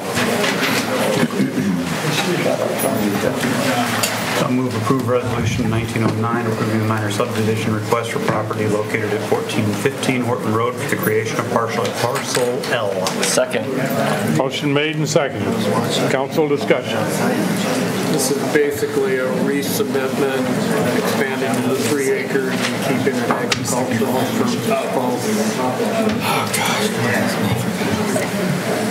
So the Who seconded it? Bergen. Okay, so this is a resolution to approve the reconfigured lot that will be now larger, will comply to the regulations of the Ag District, and does not rezone the property. So sort of what we talked about at the last discussion. Okay. what I was asking, just not very clearly. I can't hear very well for you. Seems to be a reasonable solution to what they're trying to Any other discussion? Roll call vote, please. McKenzie? Yes. Rafi? Yes. Scher? Yes. Waldstein? Yes. Bergen? Yes. Drinkow? Yes. Kangas? Yes. Resolution 1909, approving a minor subdivision request for property located at 1415 Horton Road is approved. Resolution 1910, approving an engagement agreement between the City of Waverly and Eilers and Cooney PC in its capacity as bond counsel for proceedings not to exceed $780,000 sewer revenue capital loan notes, anticipation project note. Entertain a motion. I will move approval of Resolution 19-10 as read by the mayor. Second. Motion made and seconded. Council discussion. Just a very quick update. When we talked about the 0% planning and design loan for the WPC improvement facility, that's what this is. They have to proceed as if it's debt we're selling, though we're not. The SRF is already identified to provide this debt. When we do the actual construction and it is bid, this is absorbed into that, and that's when it becomes truly sold debt for us. So while it's not sold that way, they have to treat it as if we're taking on debt legally, and so that's why you have the same document, the same hearing, but the money's not really being purchased and sent out and the debt done. It's truly through the SRF. So it's procedural, so it looks like we're selling bonds. We're not actually selling them. It's already there waiting. We just have to do the paperwork to comply. Thank you. Any other discussion? Roll call vote, please. Rafi? Yes. Scher? Yes. Waldstein? Yes. Bergen? Yes. Drinkow? Yes. Kangas? Yes. McKenzie? Yes. Resolution 1910, approving an engagement agreement between the City of Waverly and Eilers and Cooney PC. I think we just did that one. Carried 7-0. Yes, we did. Resolution 1911, resolution fixing date for a meeting on the authorization of a loan and disbursement agreement and the issuance of not to exceed $780,000 sewer revenue capital loan notes of the City of Waverly, Iowa, and providing for publication of notice thereof of a public hearing. Entertain a motion. Move approval of the motion that the mayor just read. I mean, of the resolution, or resolution mayor just read. I think there's also date A little time. more. There's a little more. Oh, is there more? There's more. Oh, shoot. Why am I not seeing it? Fix the date, February 4th. Oh, yeah, okay, February 4th, 2019 at 7 p.m. in the council chambers of City Hall. Sorry about that, I thought it was exactly the same. Second. Motion made and second. Council discussion? Staff input on this of any kind? It's just a hearing that we have to go through for the prior item. Roll call vote, please. Scher? Yes. Waldstein? Yes. Bergen? Yes. Drinkow? Yes. Kangas? Yes. McKenzie? Yes. Rafi? Yes. Resolution 1911 carried 7-0. Second reading of Ordinance 1055, an ordinance amending Section 84.1, obstructions prohibited, and Section 84.2, obstructions, awnings of the City of Waverly Municipal Code. Entertain a motion. We would move ordinance 1055 as read by the mayor. Second. Motion made and seconded. Council discussion. I appreciated the language change on the side streets. I think that will work out quite fine. In the past, we have leapfrogged from second reading to third. Is there any way we could do that, or is there any reason that we perhaps should? You'd have to make a motion to a separate one. Right. Since it's not really on the agenda that way tonight, we will probably go through to third reading. All right. We'll do it quickly. I withdraw the question. I will keep the answer, though. Roll call vote, please. Waldstein? Yes. Bergen? Yes. Drinkow? Yes. Kangas? Yes. McKenzie? Yes. Rafi? Yes. Scher? Yes. Ordinance 1055, amending Section 84.1 and 84.2 of the Waverly Municipal Code, carried 7-0. Reports from boards and commission. Monthly financials. Received into record. Planning and Zoning Commission minutes. I just have one comment about that. These are the minutes from the December 6th meeting, and they included a discussion on planning and zoning from items that came up to the council after that meeting.